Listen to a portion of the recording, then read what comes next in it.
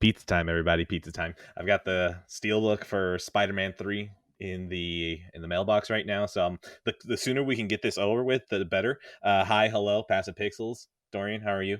Good. Bought a new bed. So, yeah. Sick. I'm so sorry. We both made expensive purchases. I think Yeah. mine probably beats you though, because that was a very extensive steelbook. Yeah. Some of those steelbooks get quite up there in price. So, you add up a few of those, you're definitely in bed territory in no time these days. At some point, I'm just gonna sell all of my steelbooks and then buy another mattress, even though I Yeah, there you literally go. just bought one. But not yet. Not yet. Well, you're smart, right? You usually buy like two of them and then see if it becomes stock. So, That is true. That is true, and it's probably biting him in the ass because I finally looked at my shelf and I was like, "Which one of these movies could I upgrade?" And I looked at all of them, and I think the cheapest one that would cost to upgrade is like $80, and I'm like, Jesus. ah. Yeah. At this point, like there's a couple I really want, but at this point, it's almost like I'm just gonna hold out and like hope some of these get new steelbooks at some point because it does happen. Yeah. Um, some of them, probably won't, but like there are some in there that I feel like could at some point. So it's like, okay, I'm just gonna wait. Like I really want Grave with the Fireflies steelbook, but I'm gonna keep copium that eventually they're gonna do a new one there. I know one of your favorites, Annihilation. Literally, I can only find that across Yeah, the that's sea, and that is triple digits. And I'm like, well, yeah. one day someone's gonna find it and not know that that's even a movie. They're just gonna look at this and like Natalie Portman's in it, whatever, $10, and I'm going to die in laughter when I realize that while I was checking it, someone already buys it. So there's that one. There Will Be Blood 150 Yeah. on eBay. Yeah. I hate that one too though, because it's a really nice steelbook. Like So it's good. annoying. Like a lot of them are ugly, and I'm like, okay, I don't really care, but that one's like really nice.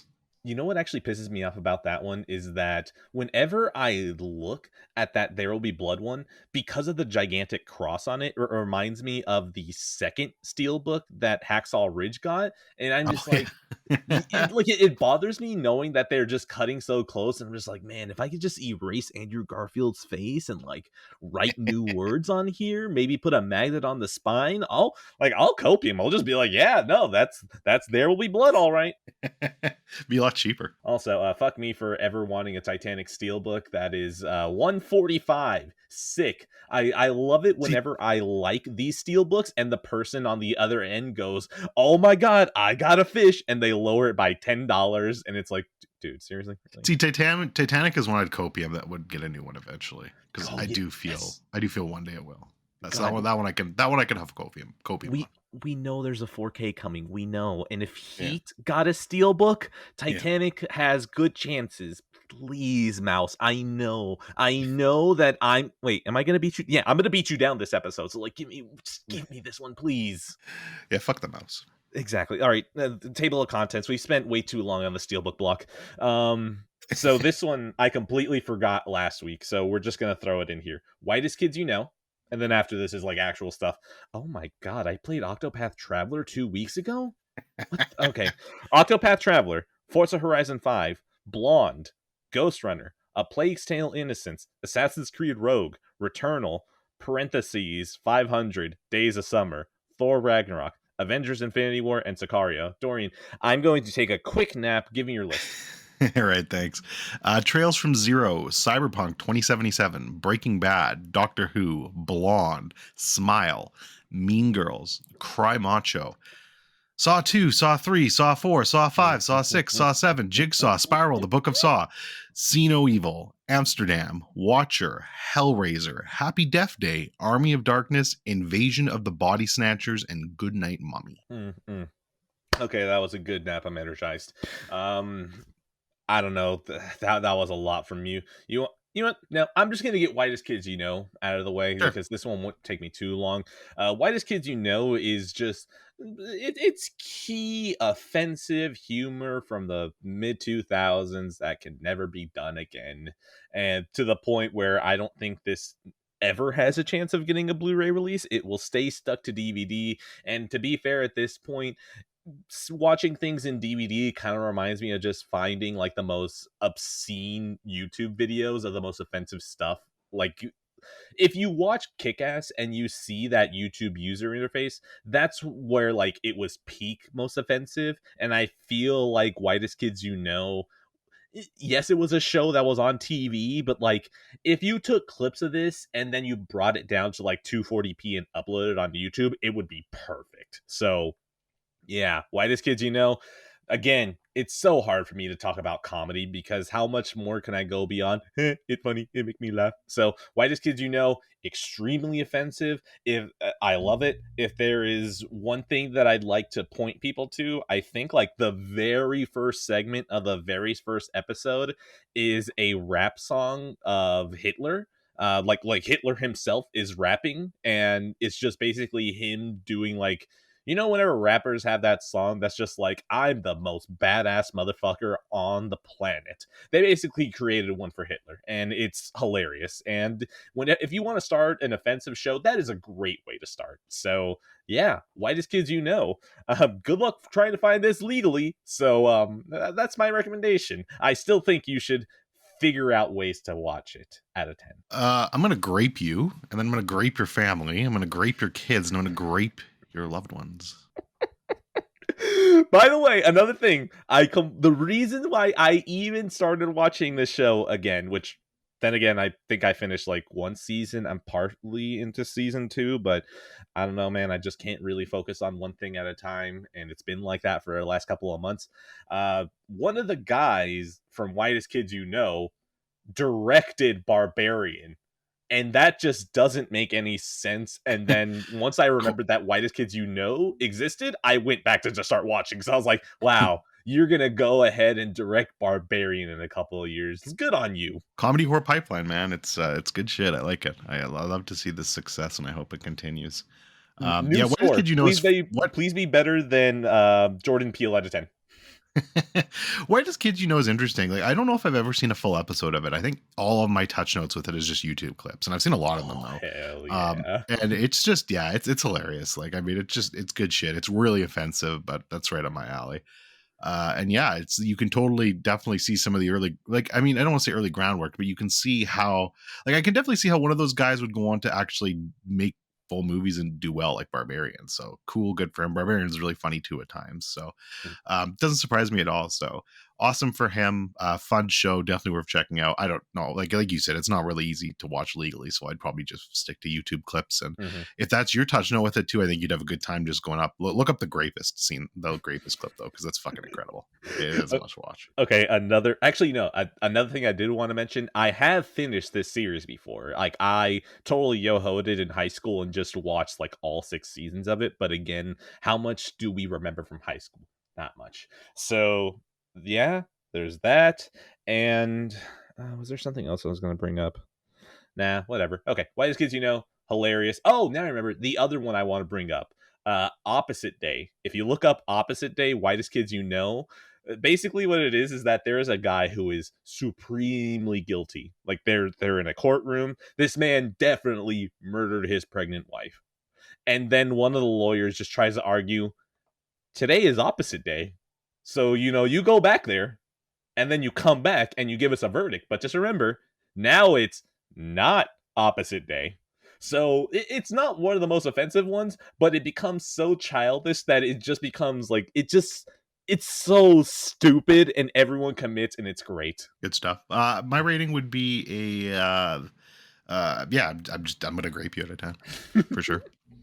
Good score. All right, now This is where you run just an entire train on the show. Just yeah, I agree. So let's do it. Let's talk about Saw 2, Saw 3, Saw 4, Saw 5, Saw 6, Saw 3D, Jigsaw, and Spiral. Main event from the book of Saw. We'll get this out of the way early, because I still have some energy right now, right? Yeah, let's go. And I'm very low energy when it comes to this horrible series, anyways. So I might as well do this from the start. No, it's a perfect series. It's never had any losses. We don't count the last 2 movies. Those were non-canon. All right, so thanks to Ed and his graciousness sent me this. Sure, that's the word you want to use. Thanks. Yeah, he sent me the Saw 2 through Jigsaw. Thankfully, it doesn't include Spiral, the Book of Saw. I probably would have burned that one myself. I should have thrown away Jigsaw. I apologize for that one. That was an unintended consequence. Jigsaw's my third favorite. I like that one. That's why I should have thrown it away. We'll get to that one.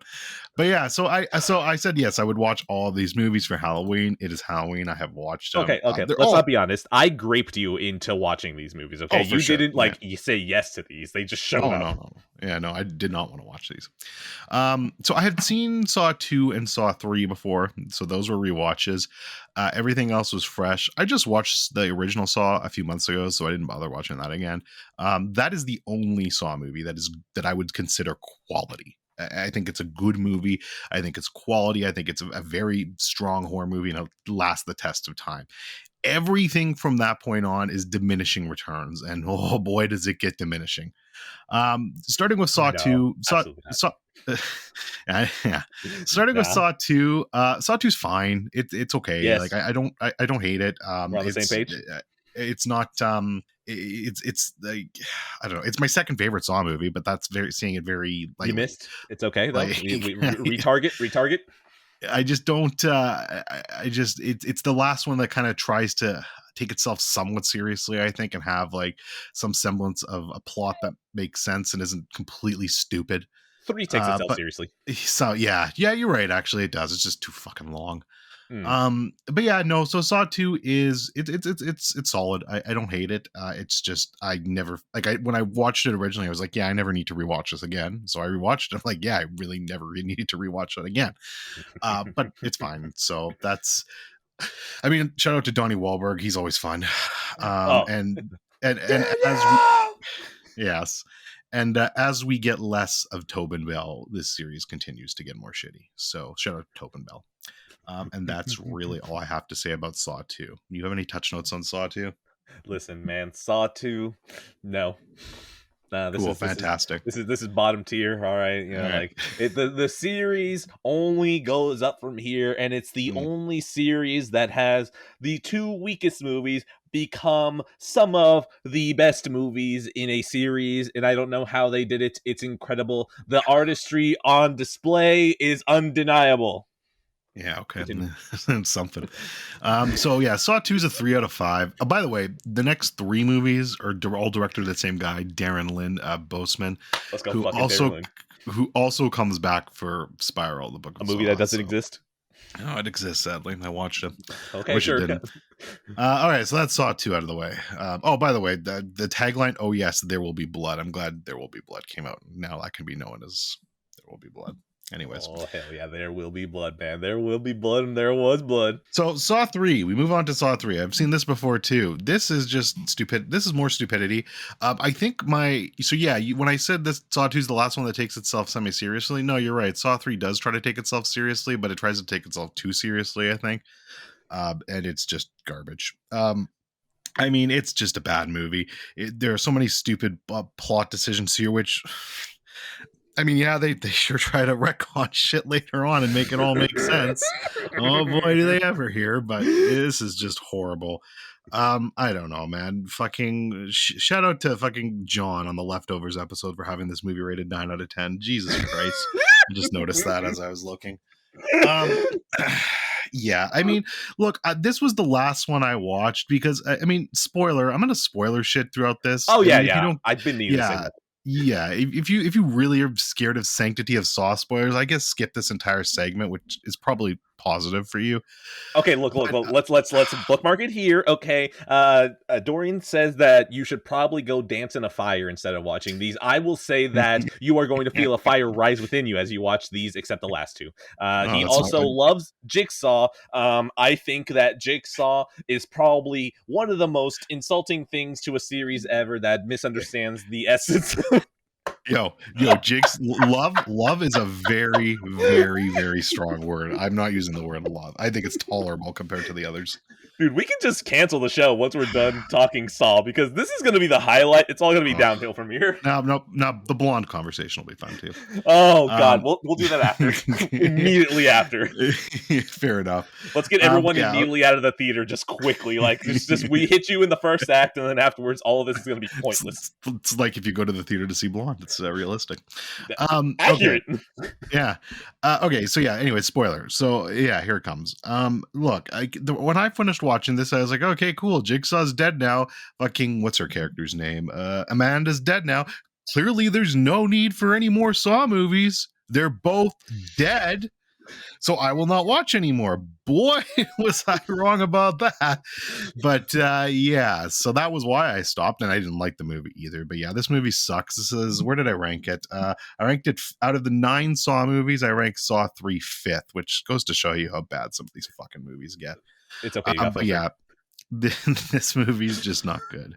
That's all I have to say. Debatable. 2 out of 5. Ed, give me your thoughts on Saw 3. All right, now Saw 3. Now Saw 3, it's a movie that the first time you watch it, it's very overwhelming, okay? It's hitting you with a lot of emotions. It's hitting you with the Jigsaw persona. I got composure. It is hitting you with the weight of the Jigsaw legacy that he's left behind in this trilogy, okay? And how it affects everyone, how it's a butterfly effect that if you become a kind person, you don't have to pay for your own sins. And it's a movie that when you watch it is it's a flawed send-off to the Jigsaw universe of the first 3 movies. But then 4, 5, 6, and 7 make Saw 3 more important than the Big Bang itself. You know how all roads lead to Rome? Every plot hole returns to Saw 3. If you have a plot hole, Saw 3 will fill it in for you. Saw 4, 5, 6, and 7. If you have any single question about who tailored Jigsaw's robe that he wears every single movie, they find out that apparently Jigsaw's tailor also was torturing people because Jigsaw once saw that his shoe was untied and tied it for him and then went, "Would you like to play a game?" It's incredible writing. I don't think it gets better than this. All right, cool. Saw 4. Saw 4 is the last one, directed by Darren Lynn Bousman. Listen, my entire point of this entire segment is to hopefully you pull the Billy Madison "everyone is a lot dumber" speech. Oh no, I'd have You're to so care more defeated. about. I'd have to care more about Saw to do that, and I just don't have the energy. I'm sorry. Oh, that's bullshit. You care about Saw. I You care don't. about Saw. I don't. These movies suck. If you These care, movies suck. There's nothing to care about. if you God. didn't care about Saw, you would have had fun with these because they're shitty movies. You, on the other hand, the sanctity of the first one. The first one was good. Because the first one's a. I'll get to that. I'm not going there yet. Saw 4. Which, I know. We'll talk about that during Saw 7. Yeah, we'll talk about that during Saw 7. Anyways, Saw 4. By the way, I'm going to just fucking... Because I could say this for every single movie until Jigsaw, so I'm just going to say this now. These movies are horribly shot. They're some of the worst editing I've fucking seen in movies. They're fucking quick zoom in and zoom... Like, it's like a fucking WWE match with these fucking torture traps. And then the fucking... You accidentally are complimenting it. You are telling me that this is WWE style torture porn? Let's fucking go! And then the fucking new metal color grading on everything. Yeah. It's horrendous looking, all these movies. It's a Linkin Park music video. Oh my god. Yeah, Linkin Park's in it all right. Anyways, yeah, right. All right. Saw 4. So Saw 4 on the ranking ranked 7 out of 9. I fucking hated this movie. It's terrible. This is where we first meet 2 big fucking players coming up in the Saw universe. We meet Mark Hoffman and Agent Strahm, who somehow look identical to each other. And I don't know.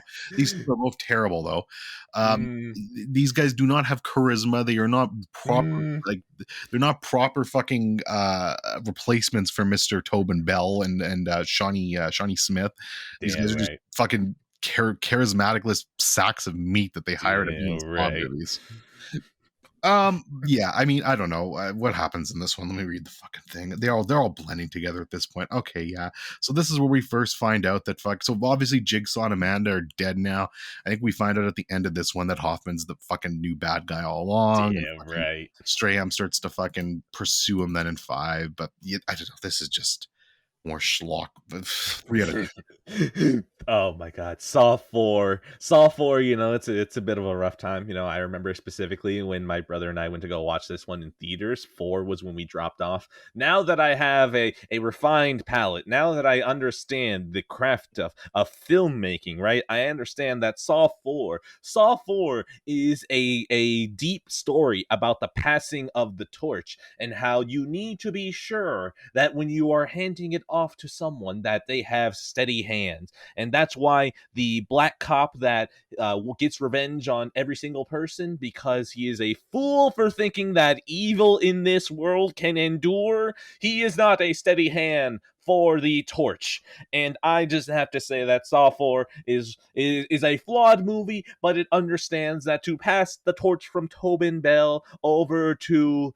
not to take the stray hand, Detective Hoffman. Detective Hoffman is the most galaxy brain character to have ever exist in a cinematic universe. Okay, he is the greatest character, and while his entry is a little rough, he then more makes up for it with the Hoffman trilogy that is to come, baby. 4 doesn't exist. 4 is a transitionary period. We're going into the Hoffman trilogy with 5, 6, and 7.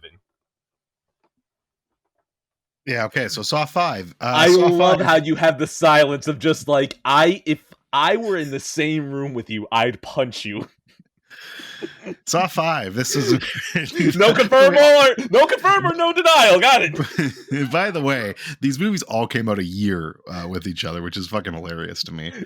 Except for when they get to Jigsaw and Spiral, because they finally If it's took breaks after Halloween, that. it must be Saw. Saw, yeah, no doubt. So Saw 5, we got a new blood. David Hackle steps in to direct another prime entry in the Saw series. I have this one ranked 6th out of the 9. Honestly, between this and Saw 3, literally my tiebreaker was Saw 3 had more Tobin Bell. So that's why I moved Saw 3 ahead of Saw 5. Otherwise, this movie is pretty much just as bad in every single way. We get more of the 2 biggest stupid moron detectives ever in Mark Hoffman and Agent Strahan doing their shit. Just being stupid. The final fucking thing in this where Strahan ends up like outsmarting himself and fucking Kaufman's in the box and safe, and he's got this smug smile on his face. So good. Oh my god! I was just like, oh boy, yeah, we're really at the bottom of the barrel now, aren't we? We just get less and less Tobin Bell with every entry, which makes sense because he's been dead for 2 fucking movies now. You mean 3 hours? Yeah, 3 hours. Yeah, right. This is all like fucking taking place right after one another. Like Jesus fucking Christ. This is like 24, the TV show, except in fucking Saw verse and movies. It's so good, dude. If there was like a Saw 24 show, I would just, oh my god. Oh, please. I need more stupidity like this. Yeah. Anyways, 2 out of 5, more shit. All right, Saw 5. You're telling me that the main game of just all these people being stuck underground and being complete morons with all of these things, where if they just for a second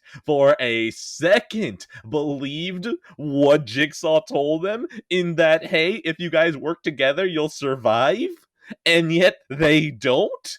It's incredible, the absolute stupidity. Oh wait, sorry, I should probably be doing this with my irony filter on. Listen, Saw 5 is just, it speaks so much to the American dream and how you only succeed by stepping on other people, and how this movie is a reflection to the audience about how we ourselves have stepped on other people to get where we are, but we need to realize that once we step on them, we provide a ladder so they may strive with us, for no man is a mountain. We are all together in this universe. And I think personally that it may be one of the deepest movies possible. This is also the one with the insurance plotline, right? Or is that 6? No, that's Saw 6. Oh, okay, all right, cool. I didn't want to just start using all my talking points here. Yeah. All right. So yeah, Saw 5. Yeah. So anyways, Saw 6. So let's move on. Saw 6. So okay. So now we get a newcomer here, Kevin Grutert. Kevin Gierert. He is in the fold now. He directs the next 2 movies. Okay, so look, this one finally broached a little bit of having fun with this one because it was so absolutely moronic. And yes, to bring up your point, we're now getting to the point where Jigsaw's going after the health insurance people, and Jigsaw the goat. This man knows who the real villains are. He's a hero. That's how much we're stretching the plot at this point. That we're literally having Jigsaw go after fucking health insurance people. Jesus fucking Christ. I mean, this is still ridiculous and stupid, but I don't know. I laughed more during this one. There's literally a game where there's like these insurance people that like basically go over all the fucking forms and try to find errors. There's like 6 of them or whatever, and there's a game of them where they're all on a merry-go-round and they're all getting shot by a shotgun one at a time. And It's I don't so know fucking comedic. the stupidity of the situation made me laugh. And this movie's horrible. Like, don't get me wrong, it's not at all good or quality, but I actually at least laughed at this one. So I have this one at 4th out of 9 on my Saw rankings. But yeah, it's Do not you good. know 5 out of the 10. imagery of having full-grown adults tied to a merry-go-round as a shotgun shoots them? That imagery alone is hilarious. It might be one of the funniest things in the entire Saw series. But yeah, okay, sorry. Saw 6, it understands that it is a prescient issue within the American fabric. After tying down the American dream, now it looks at the American healthcare, how these people are supposed to decide who lives or who dies. It is not too dissimilar from the way that Jigsaw operates, but Jigsaw himself, he is the arbiter of who should live or who should die because it is in the power of the person's hand. Remember, Jigsaw is not a murderer. These people are committing suicide because of the sin that's within them. And Saw 6 is pointing a mirror, a parallel, if you will, between how the insurance companies and both Jigsaw decide who lives or who dies. Make your choice. And I think it is one of the most brilliantly written scripts potentially ever. And the fact that it got overlooked at the awards season is honestly an issue, a problem that will forever plague those institutions. All right, Saw the final chapter, or 3D7, whatever the fuck you want to call this I one. need you Now, to look, crack. I'm trying to get you to crack, man. Up until this point, the one thing about all these movies that I mean, respect is a strong word, but appreciated, is that they didn't fuck with Saw 1. I was like, all right, you guys do whatever you want with this stupid fucking bullshit. Leave Saw 1 out of this because Saw 1's a good fucking movie. Don't touch this. Don't fucking touch this. And fucking this movie had to go and fucking ruin Saw 1. So this movie can absolutely suck every last part of my dick. This movie is fucking horrible. First of all, it starts off with its fucking every Saw movie starts off with a trap of some sort, right? But they always tie in somehow. There's always some, like, it'll always come back to like be of some relevance in the plot. This one though, no. This one's just, hey, we're gonna show off that this movie's supposed to be in 3D. Check out this weird trap, and then it's just completely irrelevant. And you never fucking hear from it again. That was stupid. Then fucking, I mean, up until like some of this, like I was like, all right, this is just normal bad Saw bullshit. Like, whatever, this is it. But then the ending, the ending and how this shit ties back into Saw 1 just made me absolutely furious. And thank God Jigsaw ignored all this shit because it was so fucking stupid.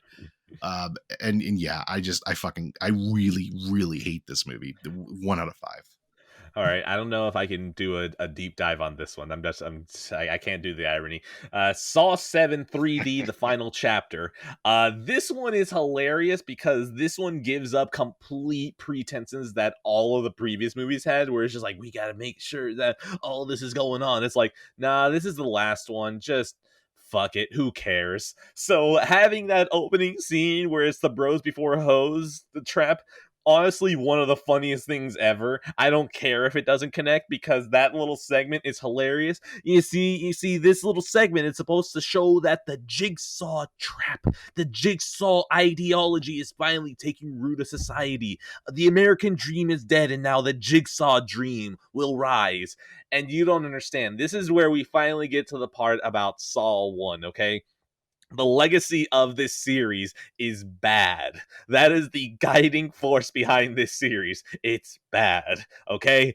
From 3 all the way to 7, these are bad and they are so entertaining. So you see, whenever you're like, at least you didn't touch 1, here's the thing: we're just reintroducing 1 into the culture now of this series, okay? Bringing the Doctor back, and now he is also like, I too am Jigsaw. Are you gonna tell me that every single half of the cast in all of these movies being Jigsaw isn't one of the funniest fucking things ever? Are you going to Yes. tell me that this man who cut off his leg because of Jigsaw finally goes, hey, you know what? I think that guy kind of had a point.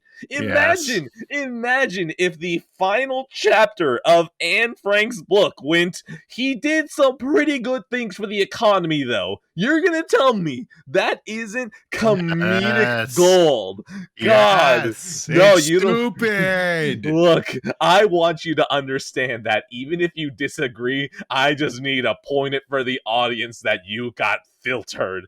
That There's is no gold. filter. You cannot be filtered by something that is made by the brain of a 3-year-old. No, you don't understand. Okay, A 3-year-old could come up with a s- more coherent plot than Saw. No, this is the smartest 3-year-old you know, because this one can find specific holes in the previous scripts and then build an entire skyscraper out of the gap.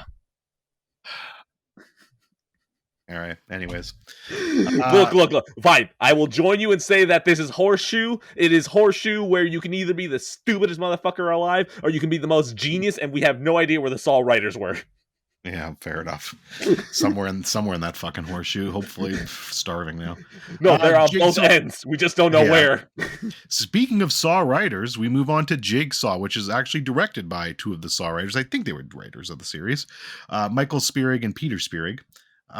This one's interesting. So, okay, again, let me be very, very blunt and clear. This is not a good movie. Be very clear. It's not a good movie. However, I do appreciate this movie way more than any of the other Saw movies besides 1 and 2. Because this one, so first of all, this one starts, we're not using that horrific color scheme anymore. Dawn is the WWE style of fucking camera shaking. So we're actually we're being treated like regular normal human beings, like we're here for a movie. This is the worst. Right away we're off to a good start. Where's my green tint? Yeah, whatever. The traps are fun in this one. The story got me a couple of times. I got really mad when Jigsaw showed up. I'm like, are you fucking kidding me? He's alive after all this fucking bullshit. But when it turned out that was a flashback, I was like, oh, okay, that's actually smart. I like that. And plus we got more Tobin Bell. That was great. So yeah, I don't know. This one, the twist and turns got me a little bit. It was stupid too, but I had fun with this one. So this one actually ranked 3rd for me out of the 9 Saw movies, and I gave it a solid 3 out of 5. Okay, now you sent me on a Google search because when you said that Jigsaw was directed or written by some of the people who were originally there, I was like, no, that doesn't sound right. There's no fucking way. And I looked it up, and you are wrong, sir. The directors have not done anything with the previous Saw movies. The writers have done nothing with the previous Saw movies. Which, listen, I don't understand who let these hacks into the building to think that they can trample on Saw's legacy. Where is the final scene where they just reveal everything? Where if you showed this 2-minute clip, to someone and they now have spoiled the entire movie, okay? If you fuck up that 2-minute clip, you are the worst, okay? And Jigsaw, once they reveal everything, it's like, oh, okay, where's my ridiculous editing? Where's my green filter? We didn't need that. You always need it. You always need it. The door slamming at the end. Yes, you need it. No, okay? this was good. This treated us like actual fucking human beings, this movie. Oh, okay. You know what you are right now? You're Jack 2ing this, okay? You're over here, you're like, oh well, this made me feel like older than I was. No. Okay, sometimes you have to go full circle. You have to understand the childish shit, and then going into the I feel like an adult, and then circle back around to realize, oh, the child shit is actually pretty cool. You know what? Saw is child shit. Jigsaw is a lie, okay? Jigsaw is a placebo effect. Jigsaw is a learner's permit, driver's license that you feel like you're an adult, but you ain't shit. All right, so and finally, we're going to finish off with Spiral from the Book of Saw. Darren Lynn Bousman comes back. Worse. He brings back the horrible camera work from Saw 2, 3, 4, 5, and 6, and somehow makes an even worse movie than all of those. This is by far, this is not only the worst Saw movie, but this is one of the worst movies I've ever fucking seen, man. Yeah. It is horrendously boring. It is horribly acted. Like, I mean, porn level acting. Chris Rock is just playing a stand-up comedian in this. He's not even fucking trying. And I kind of understand what Will Smith was going for now. Hold on. I love the idea that you say he's playing a stand-up character because my brain just imagines someone editing like Seinfeld cutaways in the middle of this. So like you just have his partner being skinned alive to death, and then you hear and it's just like a segment from Chris Rock's Bigger, Blacker, and Better, and it's like, my so my partner got skinned alive. You know these white folk out here always insane skin inflate people. That would legitimately be more entertaining than what I watched. And then as soon as they segment back, it's like, and it has no transition whatsoever. Like it looks completely different. Yeah. So apparently this movie was only made because of Chris Rock. So fuck you, Chris Rock. But he was a big Saw fan and wanted to make a Saw movie, and that's why this happened. Clearly he was not a big Saw fan, or he didn't understand Saw at all, because this is nothing like a Saw movie. Like, I mean, yeah, they mentioned Jigsaw, and I guess sure it takes place in the same universe as Jigsaw, but nothing about this movie feels right. From the robotic, I want to play a game. Like, well, no, it's normally I want to play a game, but this one, it's like I want to play a game. It's horrible. Like, it's just the worst sounding thing ever. So yeah, this is just garbage. This is not the way to do it. God knows how you do a Saw movie going forward. Apparently there's another one coming next year. I would think I think I would rather kill myself than watch that movie. So I will probably not watch it. But yeah, that was Spiral. This is like a half a star out of 5. This is horrendous. This is easily the 9th out of 9th of my Saw rankings. So one more time, in 9th place, we have Spiral from the Book of Saw. 8th place, Saw the Final Chapter. 7th place, Saw 4. 6th place, Saw 5. 5th place, Saw 3. 4th place, Saw 6. 3rd place, Jigsaw. 2nd place, Saw 2. And in 1st place, Saw 1. Fuck these movies and fuck Saw. Jigsaw. Oh, wait, no, sorry, not Jigsaw. But also, that's true for what I'm about to say about Spiral. Both of these movies fucking suck. Oh no, we lost you. Oh my god, you left. Oh no. So, Dorian said fuck Saw, and then this man just went offline. This is incredible. Oh, wait, hold on. Oh, you're still here? I'm here. What? Oh my dude, I think. Oh my god. Okay. Look, I'm gonna, if this is all recorded even on your end, I'm terrified. I don't want to record the rest of this and realize that it doesn't work, so I'm gonna pause this. I'll find out in the editing if that was actually there anyways, but wonderful timing on Zencastr. Hearing you be completely just soul crushingly done with Saw, and then it just takes you offline. That's actually incredible. Anyways, as I was saying, Jigsaw and Spiral both suck. Spiral is worse. It is definitely one of the worst movies I've ever seen. I don't know how Darren Lynn Bousman, who I think last did Upgrade, comes over to Spiral and just doesn't understand how to, 1, make a bad movie that feels like a Saw movie, or 2, make a good movie. I don't understand. Anyway, wait, hold on, what?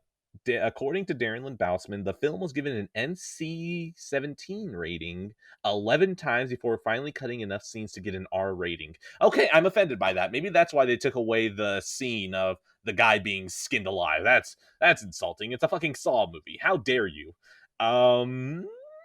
saying about Jigsaw? Yeah, Jigsaw is fucking terrible. This is a terrible movie. I don't know how. That's the thing. You say it's bad camera work, but it's better than the original Saw movies, and that pisses me off because you can get real bad with the cinematography. You can get dirty with these colors, and yet this just looks clean still. This looks like it looks like a straight to streaming movie. And this movie fucking sucks. I hate it. The one redeeming thing is that this entire movie, it's all like cops are the bad people, blah, blah, blah. I don't give a shit about that. What I love is that they literally end the movie with a trap where cops kill a black man with a gun. Look, that is just fucking hilarious, okay? That final segment could have been like a really good SNL sketch that Chris Rock was on and he pitched it. That would have been great. That would have been hilarious. In the movie, stupid. Stupid. Wait, hold on. I just realized. Did Darren Lynn Bousman? No. I'm giving Darren Lynn Bousman the wrong credit. I was supposed to give it to Lee Winnell. Wait, hold on. Why am I thinking of Lee Winnell? How did I get that mixed up? Darren Lynn Bousman directed Spiral. No. He directed Spiral, but I realized that I said went over to Upgrade and then came here. So yeah, know. whoops. Darren Lynn Bousman is the guy Darren Lynn Bousman is a man who probably should have known Saw because this man was there during the trashiest moments. Lee Winnell, on the other hand, is the guy who was in Saw 1 and he went to go do Upgrade. So whoops, my mistake. I've corrected myself. Anyways, Jigsaw and Spiral fucking suck and they don't exist in the canon. So this is going to be my score for the entire Saw franchise. It's going to be Saw, it's going to be handshake emoji, and it's going to say the first 7 is all you need to watch, and then on the other side is Fast and Furious out of 10. Excellent. All right. So shall we do Blonde? God, what's going to be so good is that this episode is already so front loaded that after this we're just going to like run through all this. So probably. Yeah, let's go Blonde. Let's fucking go Blonde. All right, so Blonde. This is the obviously just released 22 movie from director Andrew Dominik, who's also known for, of course, the assassination of Jesse James by the coward Robert Ford, starring Ana De Armas, Adrian Brody, Bobby Cannavale, Sarah Paxton. Pretty good cast here. This was a Netflix exclusive. I actually got a chance to see this in theaters, which was pretty cool because it was playing near me. So, I mean, even if you're living under a rock, you've probably at least somewhat heard of this movie. It's getting a lot of buzz right now for the wrong reasons, mostly. I think it's one of the lowest ranked movies I've seen on Letterboxd in a long time. It's not quite as bad as Morbius, but it's close. People hate this fucking movie. 99% of people hate this fucking movie. And I'm here to say, I understand you. In fact, there are some ways where you're right. This is a great movie in some ways. Sure. I had a great time with this movie and I really liked it. Where do I start with Blonde? Look, here's the thing. This movie to me, and I'm going to rip a bit from Mark Kermode. Kermode? I'm not even going to try. He's a British viewer. Shout out to AJ. He posts him a lot. And I agree with a lot of his takes. And he liked this movie too. And I'd been waiting for somebody to try, give me some semblance of why I like this movie so much. Because it's hard after watching it. Because it's a very difficult watch. And I think he said it best in just that a lot of this movie is like a nightmare. And you're trying to wake up from the nightmare. And it's horrific. And that's honestly how I feel a lot about this movie. You're getting a lot of emotional torture porn that you're being put through. I hate you. In just this girl's life. Now, you have to remember going into this movie, it's not a biopic. Like the book is very it's not like none of it doesn't claim to be a biopic for her. It's not real. Yes, it's influenced by events in her life, but it's not trying to be a traditional biopic that's telling you the story of Marilyn Monroe. That's not what this movie is trying to do. That's not what the book was trying to do, and that's not what the movie is trying to do. I think it's more just a commentary on Hollywood in general and how messed up it is in some regards and how fucked it is and how fucked it still is. You sound like me talking about Saw. I know, right? It's great. It's my revenge time. And yeah, like you pair that with just some absolutely gorgeous cinematography, just some fantastic looking shots, great soundtrack. And Ana De Armas, who, in my opinion, I've always liked her. I think she's been a good actress. I've never loved her in anything. I think she was good in Knives Out and good in Blade Runner 2049. I loved her in this, and there's not a chance in hell in any God's green earth she's going to get any Oscar nomination for this. But I Mm. feel like she would deserve it if she did, because I think she was really, really great here, and it's not an easy role to do, especially with the contents of this script. It's a hard ass role for anyone to shine in, and she blew it away. Forget the fact that she looks exactly like her, which is uncanny. But yeah, she blew it away in my opinion. So I was really impressed by her performance here. Adrian Brody, I'm a simp for him. I love him in everything, and he's not in it for super long. He comes in later in the movie, but for the chunk he's in it, he's great. I love him too, and I like their scenes together too. I thought they were actually some of my favorites in the movie, and probably the only time there's a little bit of happiness in this movie. But yeah, now this movie is too long. It's like over 2.5 hours long. It's just bloated to hell. There are so many scenes that could have been cut out of this, and so many scenes that just made me laugh when you're not supposed to laugh. That's just like, hey, come on. It's very self-indulgent and pretentious at times, for sure. And I think there's a director's cut out there that cuts like half an hour out of this movie that's like makes it even better. But for what's here, I really, really like this movie.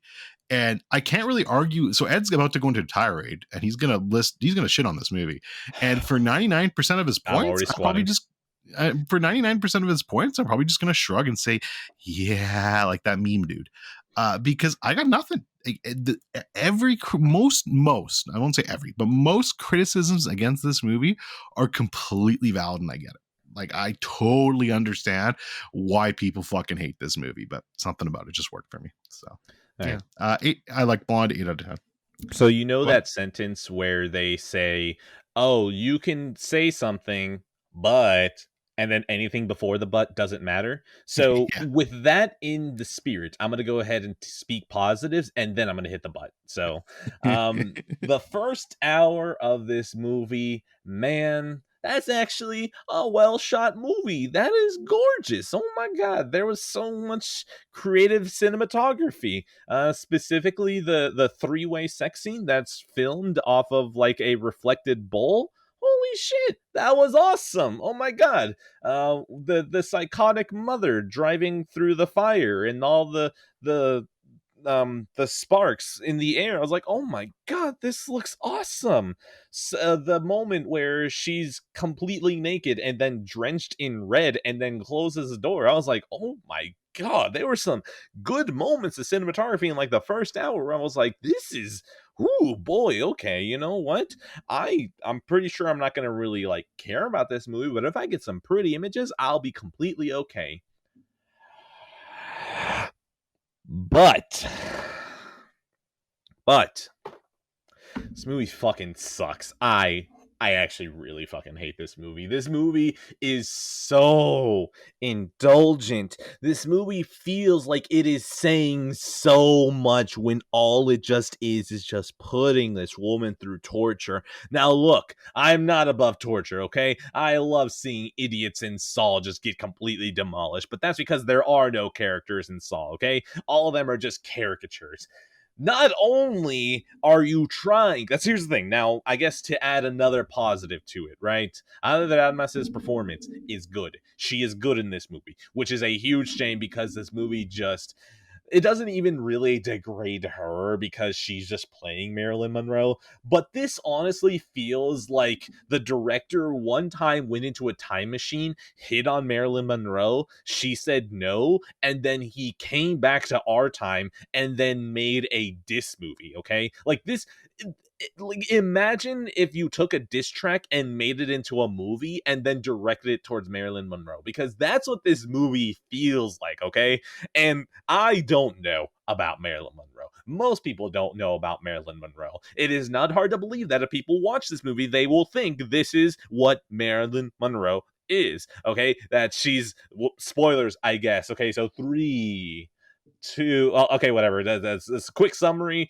Dorian accepts that he likes this movie, but there's no defense for it. I hate this movie. So three, two, one. People are now going to think that Marilyn Monroe had 3 abortions, and the second one was sentient enough to speak to her and say, hey, you're not going to abort me like the first kid, are you? By the way, the production company of this movie was Plan B Entertainment. I just wanted to mention that because it's up on the Wikipedia page, and I think it's funny considering the argument that I'm making right now. I It's one of those things where I don't think I hold Marilyn Monroe sacred. I don't think I hold really any actor sacred, but there's a certain level of sacredness where it's like, oh my god, you could at least like okay, I bought Raging Bull, the Criterion Collection, 4K not too long ago, okay? That movie fucking demolishes Jake LaMotta, but at the end of the day, it's like still a really good portrait of a person and the multifaceted things about them. My wife just texted me saying the second one was not an abortion, but honestly, I don't care. Okay, The Rock aborted the baby. Not The Rock, not Dwayne The Rock Johnson, but a rock, a literal rock aborted that baby. What was I talking about before I saw that? Before I saw that Dwayne The Rock Johnson punch Marilyn Monroe in the stomach.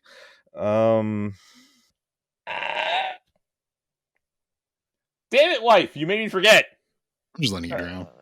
Yeah, drown me. Drown. Fuck. That's fine. Let me drown. I'll remember. I swear. Okay. Back to fuck it. I'm circling back around and let's see if I find my spot. I do not know about Marilyn Monroe, but I can totally believe that someone who doesn't know about Marilyn Monroe watches this and just thinks that this is what it actually is. And then only after I read articles to see the deviations, it seems like almost every terrible thing that happened to her was a deviation. Murderous mom? Nope. Crazy mom? Nope. Raped by a studio exec? Nope. The 3 abortions? Nope. What else? Oh, the JFK blowjob? Nope. Like so much of the terrible shit that happens to her in the movie doesn't happen in reality. So it crosses over into being insulting to a person where it's like, yeah, we're just going to make a movie that is pretty much lies about her to make a point when honestly, if you wanted to make a point, just create a character. It's okay. Don't name her Marilyn Monroe. Hell, just name it somewhere different for at least a little bit of plausible deniability. Yeah, but then it doesn't sell as well. But to the point, I'm just going to. Is this movie selling regardless? Just to provide some counterbalance here.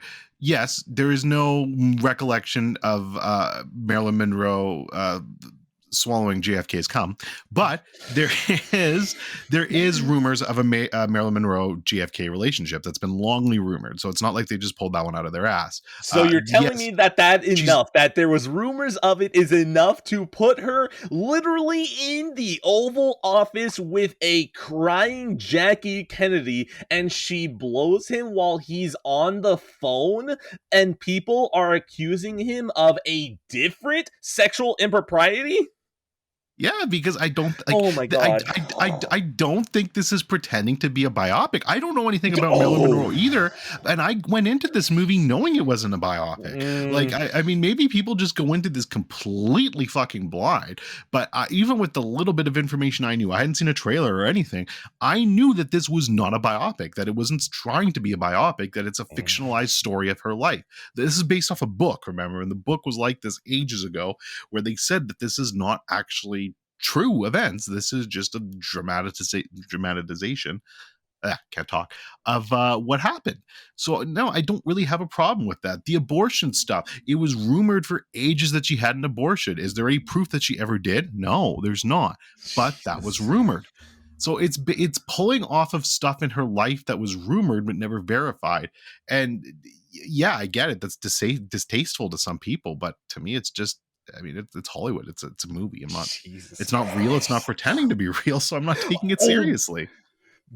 Look, I hate to do this because I like Author is Dead, but we're going to use it to support my argument. Someone should have told the director and Ana De Armas to not try and talk about this movie when interviews were going on. That, wow, yeah, we really connected to Marilyn Monroe and who she was as a person. Like, maybe don't say that if you don't want your movie to be seen as a biopic. Yeah, I mean, I can't speak for the interviews because I haven't seen any of the interviews. I'm mostly blind on that and dumb. I know Andrew Dominic said some pretty stupid things.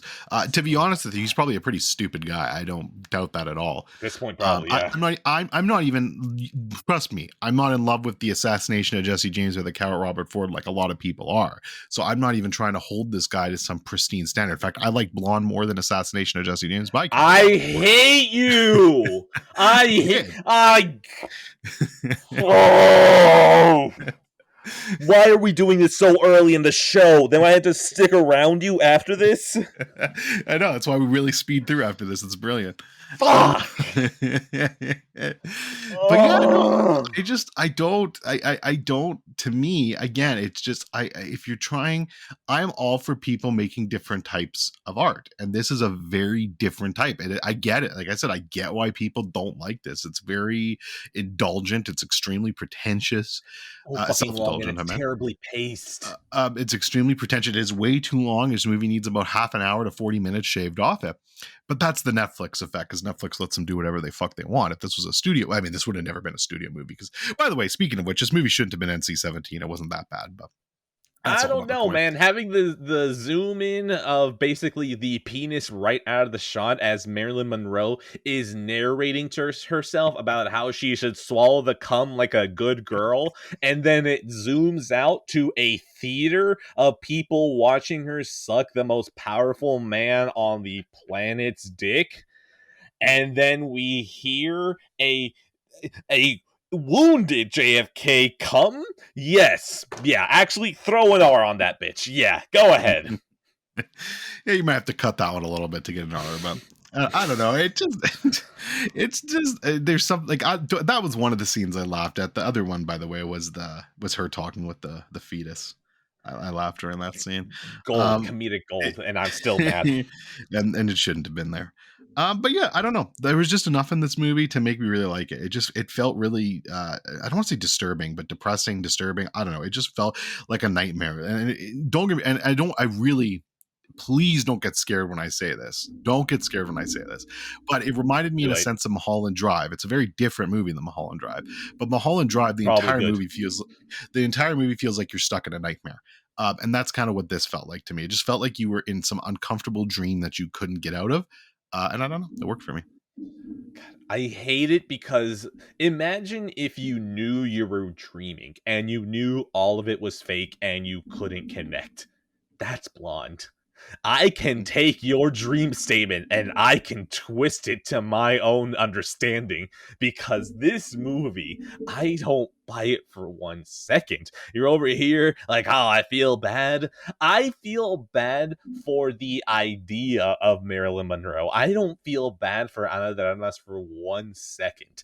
I look at this and I'm like, man, you don't have a character and you are putting so much behind the weight of the writing of this movie and it's doing nothing for you.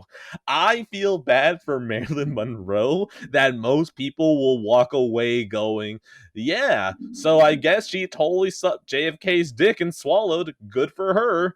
Like, I feel bad for that, and I don't feel bad about anything that happens in this movie because this movie turns her into a punching bag so quickly that really it's like, oh, just add another one. Oh, there we go. Her mother tried to drown her. She literally got dropped off at the orphanarium. Drop another one. Like, this movie just continuously batters her that I got numb so quickly. You need to have just at least a beat of like her getting at least, maybe showing some character, maybe getting a win, but it's just constantly. With her and Adrian Brody, there's some happiness there. I don't know, man. The Rock came in and just like fucking just people elbowed her. The Rock delivers his patented rock bottom, but before that, absolutely, there's a little bit of time. So I don't know, but he just yelled at her, "Shut your mouth, jabroni," and then just boom, dead baby. All right, are we done with Blonde? I'm done with this movie. I'm so fucking done. Oh, wait, hold on. I didn't bring up the fact that apparently the twins were so bitter about her for years, and then they just send her a message, yeah, we weren't your real daddy, ha ha, and she kills herself. I. Oh! 4 out of 5 for me. It's Netflix. What the fuck did I expect out of 10? All right. How much do you have left? 1, 2, 3, 4, 5, 6, 7, 8, 9. Okay, I still got to catch up then. All right. Let's do some All quick right, stuff kick here. it up. Kick up your feet, everybody. This is going to be the Dorian Hour. We already have the patented Dorian Hour every episode. Breaking Bad. I finally finished Breaking Bad. Hey, this series is fucking great still. Ozymandias is still absolutely good peak television. Just amazing shit. Everything you culminate for in a TV series, that's the shit, baby. It's still actually, I think it's my favorite overall episode in the Breaking Bad Better Call Saul universe. I do like Better Call Saul more overall, but Ozymandias is such an incredible hour of television. So I fucking love that episode. Beyond that, though, yeah, Breaking Bad is still fantastic. It's still great. Like I said, I do slightly spew Better Call Saul because it's more character focused. But God, they're both great shows. What a trip. What a ride. Love it.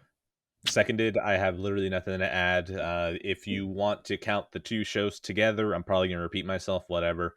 But then again, now that you finished it, when is the next time I'm going to get to say it? So, hey, if you count both of these two shows together, which I do, it is the greatest TV show ever created. And I will leave it there. That's going to be my score. Just say that out of 10. Perfect. All right. Doctor Who. So I needed a new show to watch. I am going to watch Andor here eventually, but in the meantime, oh my god, okay. I am, but I'm waiting for that to finish. I also want to watch more of Lord of the Rings of Power. I'm waiting for that to finish. So okay, so one quick tangent though. yeah, Andor. What convinced you? So, okay, what convinced me? You can blame Putin and Shane mostly because those are the two gentlemen responsible. Shit, They were that's messaging my me. reasoning too. Continue. I actually had no idea it was a pre. It was the character from Rogue One. God, I hate you. Why? I wish I never asked. Yeah, I just didn't know. And I love Rogue One. So I was like, oh, that's interesting. And then they're like, yeah, it's kind of more of a spy thriller. It doesn't feel like traditional Star Wars bullshit. And I was like, huh, okay. So I was like, I'll give it a shot. It's going to have a very short leash, like shorter than my normal leash, because I fucking hate Disney and Star Wars and I don't want to support anything they do. But I really, really like Rogue One.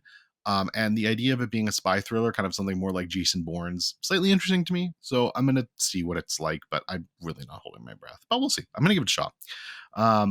I know Poot's a little more sympathetic to some of that Star Wars stuff, but I still do like his recommendations, and so he, if he's giving a stamp of approval for me, I'm slightly more interested in it. Anyways, okay. So in that same breath, just because I guess since we're now getting to the soy a little bit earlier than expected, related to Andor, so you have dinner, you don't eat until you have a YouTube video up. Anyways, I was watching a video about Werewolf at Night or whatever the most recent Marvel garbage is on Disney Plus. Right. Yeah. It was very funny because when I was watching it, they were like, Gael Bernal Garcia stars in this. And I was like, holy shit, the two guys from Y Tu Mama También are getting that mouse paycheck. Let's fucking go. Absolutely. I'm so glad that both of you guys are getting that paycheck. Yeah, I'm happy for them too. Actually, I was interested. I was interested in that for about 10 seconds because I like what's his name, Michael Giacchino. I like him a lot. Yeah, I like him a lot. And I was like, Werewolves at Night. Oh, is this some kind of horror thing? This sounds interesting. I was like, oh, it's Marvel. Never mind. And I have no doubt about as quick as I was interested.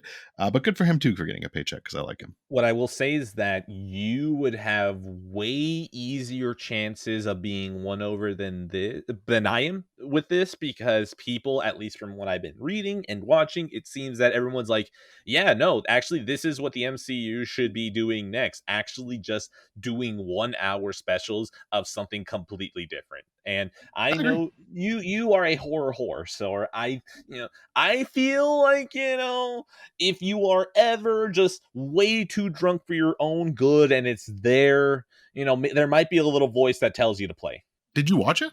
Oh God, no, absolutely. Hell okay. No. Okay. No. I thought you were trying to suggest me to watch it. Okay. No, absolutely not. No. I'm just saying, like, it's one of those things that you can see off into the distance and you just get this little feeling that, like, I can see this person liking it. So I'm not going to, out of everyone who's saying that it's quality and the fact that it has that horror tinge to it, like an actual horror tinge, where, at least from what I've heard, at least from the one video I watched, where they were saying that this feels like if it wasn't in black and white, it would be less violent. But because it's in black and white, they can get away with so much more.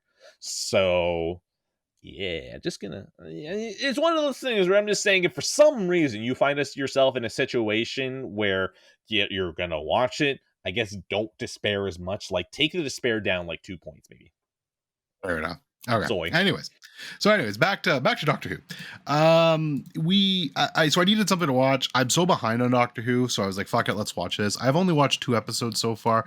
I'm literally at the point where Jodie Whittaker takes over as Doctor. I really like her a lot, and the person who's creating this, I think his name is, I think it's like Chris Cannibal or something like that. He did what's the name of the fucking show? Oh, Broadchurch, which is a really great British series with David Tennant and another actress, which I'm forgetting. Oh my God, Sam, you're gonna kill me because you love this actress. Oh fuck, I can't think of her name. He's yelling right now. He's Yeah, yelling. you're yelling at the screen, and you're like, you're a fucking moron. She's a great actress too. I really like her. British actress. She's in The Father. Fucking, I'm just gonna Google this quickly. Hold on. Okay, let's be honest. If Sam is yelling at his phone, you're fucking idiots. Let's be honest. Like that, no reason this moment right here would change the yelling from any other time that he's yelling. True, very true. Okay, Olivia Colman. That's it. Anyways, so I was interested in this.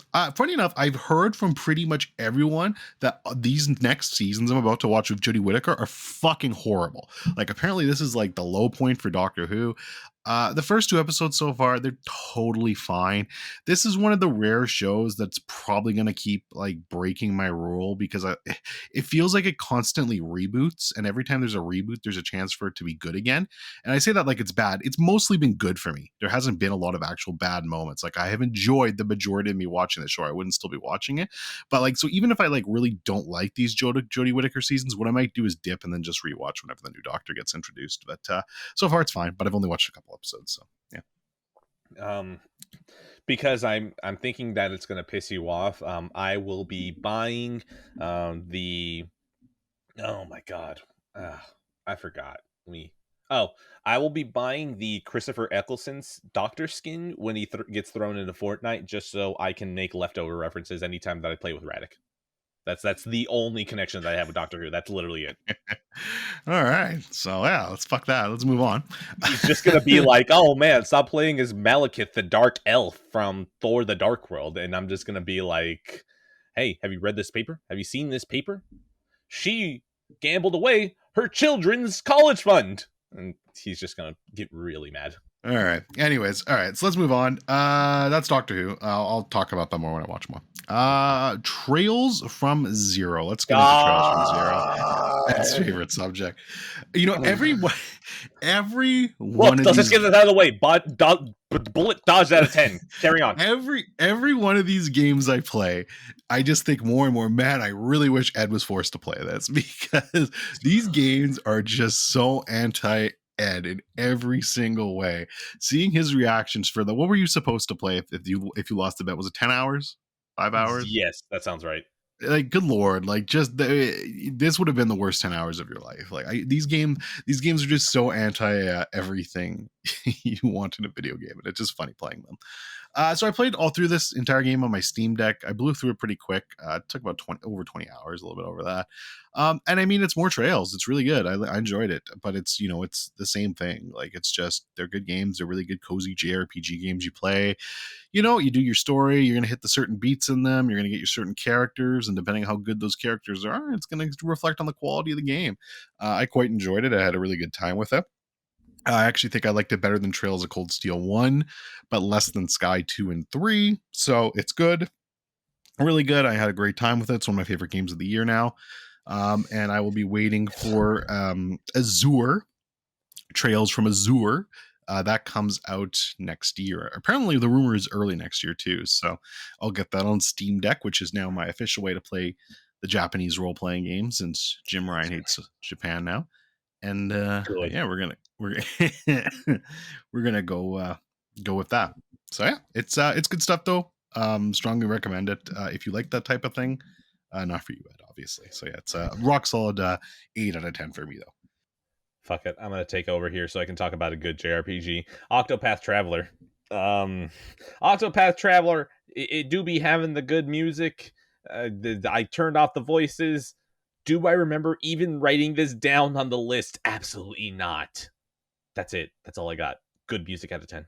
Fantastic. Thanks for your takeover. I have You're nothing to welcome. say because I've never played that and I probably never will play that. So, If the Steam um, Deck figures out 3DS emulation, you should, because it's got that cozy music. It's got vibes. cool.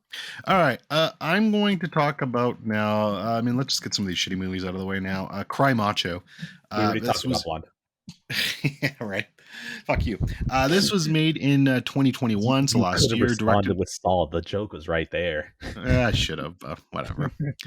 This is how little I think of Saw. I don't even want to think about it anymore. All right. So, Cry Macho. This is directed by Clint Eastwood. Look, I have a really soft spot in my heart for Clint Eastwood. I mean, obviously, like, he's just cool. He's out there. He's like fucking 95 years old and he's still making movies. Like, God bless the man. This movie really sucked, though. So, I don't know. There comes a point where it's like, all right, man, I love you, Clint. It might be time to stop making movies now, though, because good lord, this one was really bad. Some really atrocious acting in this. I don't know, man. I even didn't mind The Mule, which is, I think, like a couple years before this, maybe like 2 or 3 years before this. That one was fine to me, but this one just, it's not. I don't know, man. This was just not very good.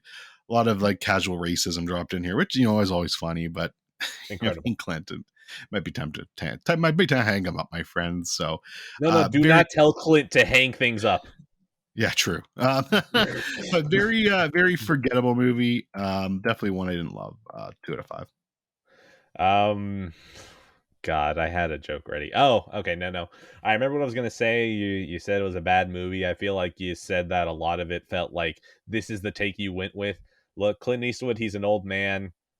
This man doesn't have enough time in his life to do extra takes. Okay, so what he gets is what he gets. Yeah, That's probably. it. I'm never gonna watch this movie. I'm never gonna think about this movie. I literally have all three of the Good, Bad, and the Ugly trilogy movies. Or oh wait, no, sorry, the Man with No Name trilogy. That's what it's called. I got all three of those in 4K. I'll watch those eventually, and that will be my touchstone for him. Besides Gran Torino, which another casual racism. So I'm kind of hoping these three will be able to fulfill that. That's it. I'm never gonna think about this out of 10. Cool. All right. Let's talk about Amsterdam now. This is the recently released movie by David O. Russell, starring, boy, this Oh is a my who's who: God, watch Christian that. Bale, Margaret Robbie, John David Washington, Robert De Niro, Anna Taylor-Joy, Rami Malek, Jesus Mike Christ. Myers, Zoe Saldana, Michael Shannon, Timothy Oliphant. Just keeps going, man. Like, the cast in this movie is so fucking good. Hold on, And I need God, to interject. Have you seen the clip that's been going around Twitter from Amsterdam? which clip? Okay, got it. So, I will preface it, because if anyone is actually listening to this on time, which then again you really shouldn't be, the clip from Amsterdam that's been going around is just so bad. Basically, what it is that the tweet itself says the local high school play, and then it shows a clip of Amsterdam. And I watched this clip not realizing it was Amsterdam until like I started scrolling through. So I'm just gonna. I need to jump ahead and just be like, how the fuck do you get this much talent into one room and everyone is just flopping this hard? And it pisses me off, because it's like, man, I just want Remy Malek to have a good career, because we know Mr. Robot wasn't paying the bills. So yeah, this actually kind of pisses me off that now this movie's this movie's bad apparently. So yes, So continue. Did you see the clip? I did. So I watched that clip. It's funny, actually. So that clip is pretty indefensible. That's a horrible scene in the movie. And specifically, it's like you see at the end of the clip, it's a dream sequence and it's out of place and it's not needed. And it's stupid. It's funny though, because actually I think the rest of the movie is pretty well acted. A lot of people Oh, are okay. complaining about the acting in the movie. I didn't think it was that bad. I think everyone's Okay. really trying here. Like, I feel effort. I feel everyone just trying their best to make something of this movie, but there's just nothing to be made here because it's such a lazy Oh. script. It's such bad writing and a horrible plot. Now, it does vary from character to character. I think Rami Malek definitely phones it in a little bit, which is too bad. I like him. Oh. Margot Robbie, I don't think she's fully invested either. But Christian Bale, John David Washington, and Robert De Niro in specific, I think were pretty good in this movie, and they were really trying to save this this piece of shit. But it's just really not much to be saved here. The story sounds like it's a really interesting story. Like it's talking about how, like, right at the height of the war, they were going to try to bring like they were trying to bring like fucking some of Hitler's regime into America and sneak them in and take over the White House, and they somehow make that plot just completely boring. Like it seems like that would be a really interesting idea, and like it's based off of true stuff, but holy shit, this for such a high stake idea, the stakes in this movie feel so incredibly low, and it just feels like a slappy comedy at times, and it's just, I don't know, man. It's just not fun. I don't have a lot of experience of David O. Russell. There's a couple of his movies I really want to see. I have seen The Fighter, which I thought was really solid. I think it's a really good movie. But this one, yeah, it's a pretty huge miss, especially considering all the talent involved.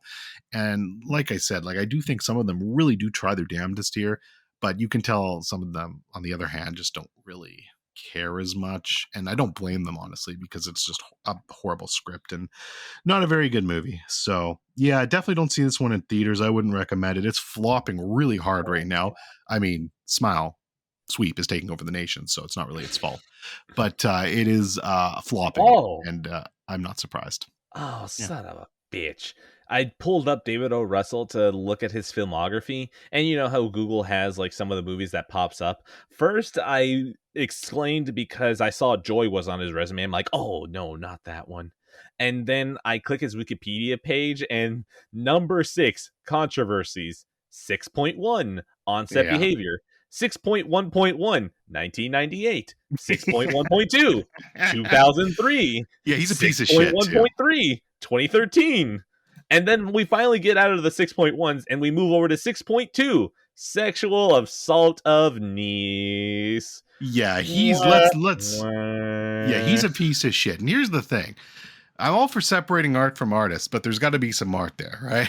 Like, okay, Roman Polanski is a giant piece of shit, but goddamn, does he make one good movie? If you're not making movies of that quality, then you better be a fucking not a piece of shit, is what I'm saying. So David O. Russell is not nearly talented enough to overcome some of the fucking things that this sleazebag has done. I will try the two movies I have in mind are Silver Linings Playbooks and American Hustle. I do want to give both of those a shot because I've heard good things about those. I think the Resident Clown Mac likes those movies, so I do want to give them a shot. But yeah, like I'm not like, if I don't love those movies, he will become a director I very quickly ignore. All right. Now, The Fighter, I've heard very good things about it. I Yeah, will Fighter's good. watch that at some point. Silver Linings Playbook, I have watched. I haven't watched it since it came out.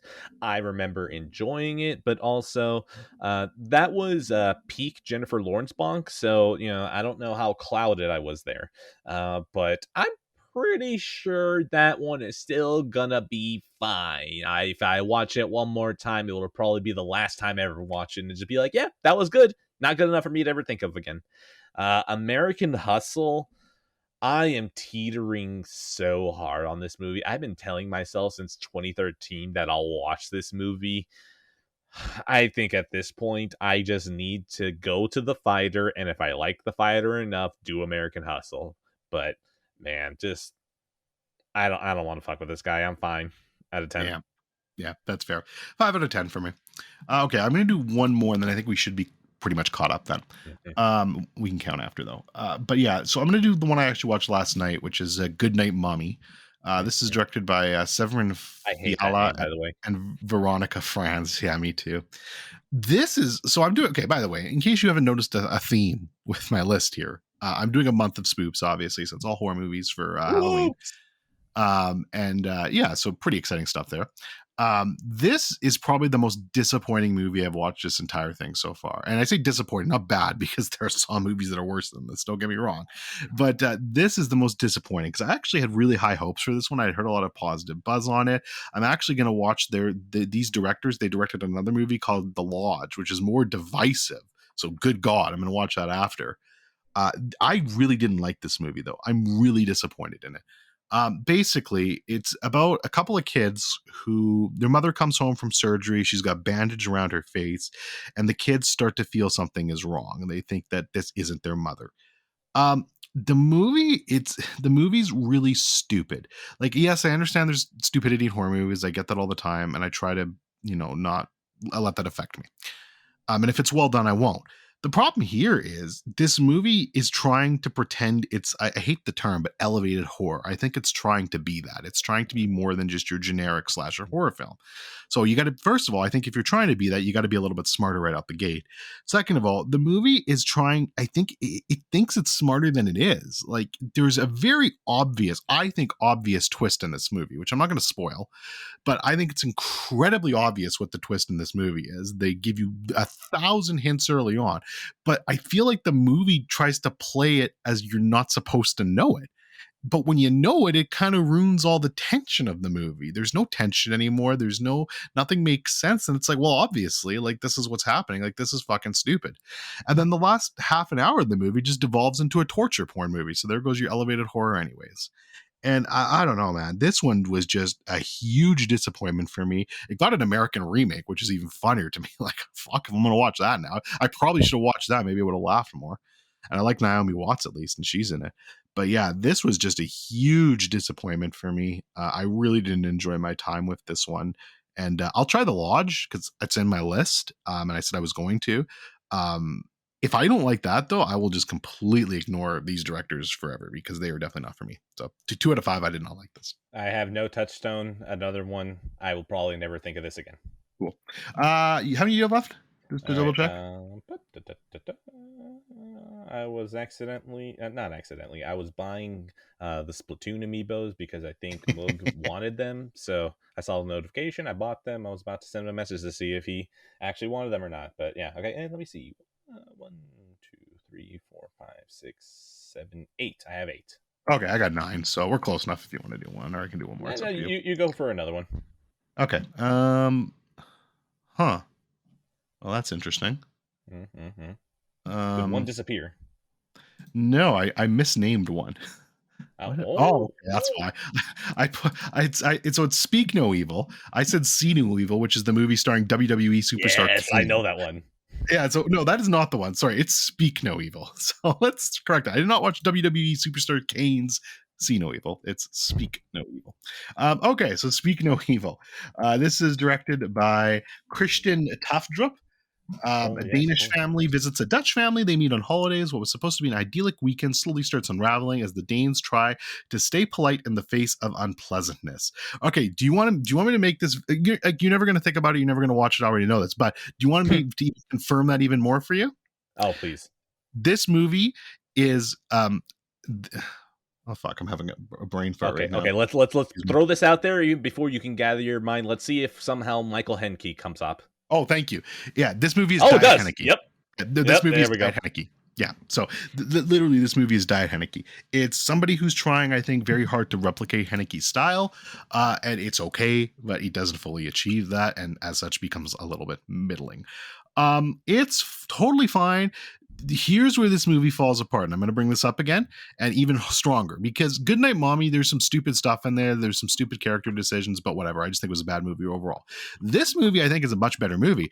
The problem is these are maybe the dumbest fucking protagonists I have ever seen in a movie. And when I say dumb, I mean just flat out fucking stupid. And it was to the point that can I spoil this, Ed? Do you care? I don't give a shit. Okay, so I'm going to launch into spoilers for the audience. So let me count it down. 3, 2, 1. They cut off the little girl's tongue at the end, so they do the cycle and she's their kid. Now they steal her. Anyways, bullshit. It got to the point where at the end of this movie, when they fucking they literally like stone these people to death, like the parents, they stone them to death. I did not care. That seems like it should be an impactful moment, and if they cared about the movie, I'd be like, man, this is harsh. I did not care because I was like, yeah, you deserve this. You're fucking stupid.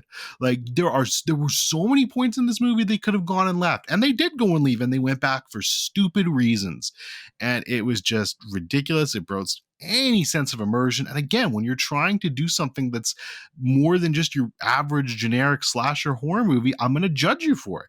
And these characters are stupid. Like none of the decisions they made sense. And it totally ruined a good chunk of this movie for me. Now, that being said, there's still some good stuff in here. The score in this movie is downright shining like at times. Like it's fucking fantastic. I don't know who did the score for this movie. I'm going to look it up. Hold on.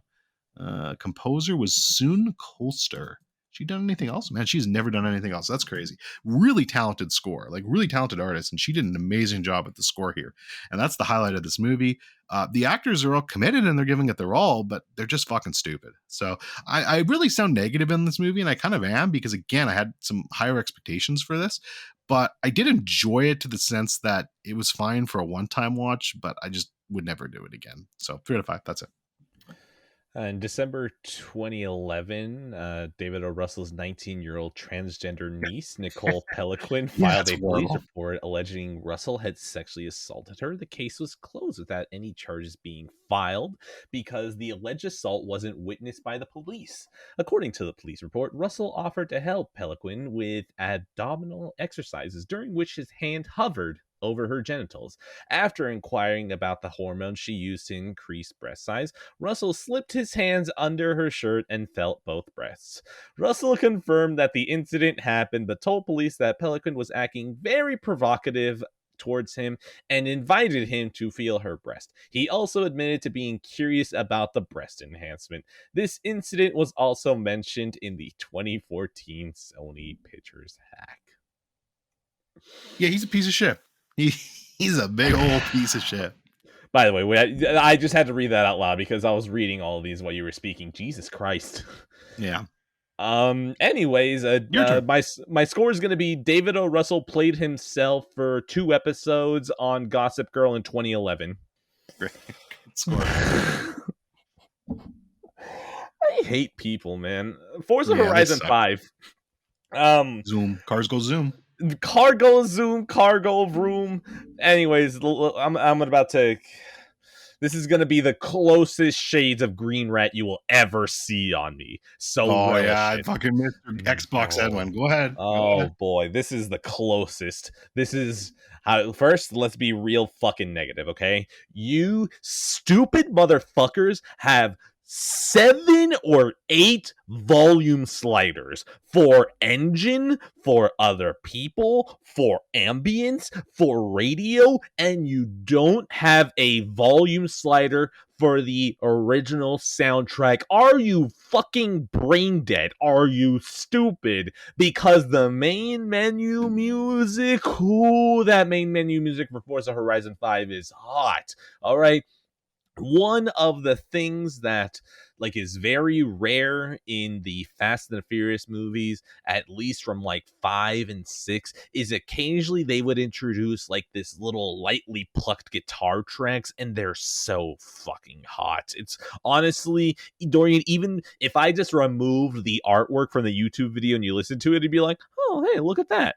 So the fact that the soundtrack for this game is all of just that, I am just oh my god, this is great. But the stupidest fucking thing is that the only thing I can do is drop down the volume for the voices, so hopefully they're not drowning out the music. But instead what happens is that the voices kick in and the music drops below their voice. So basically the music will be playing, the music plays a little quieter, and then you hear whispers from the microphone all the way this far. You hear whispers from the microphone all the way that far. And it's just one of the most annoying things because the music is so good. Now, this is where I get on some of my bullshit. The Series X has Dolby Atmos. A racing game and Dolby Atmos is just a match made in heaven. Do you want to know what adds only more to the heaven?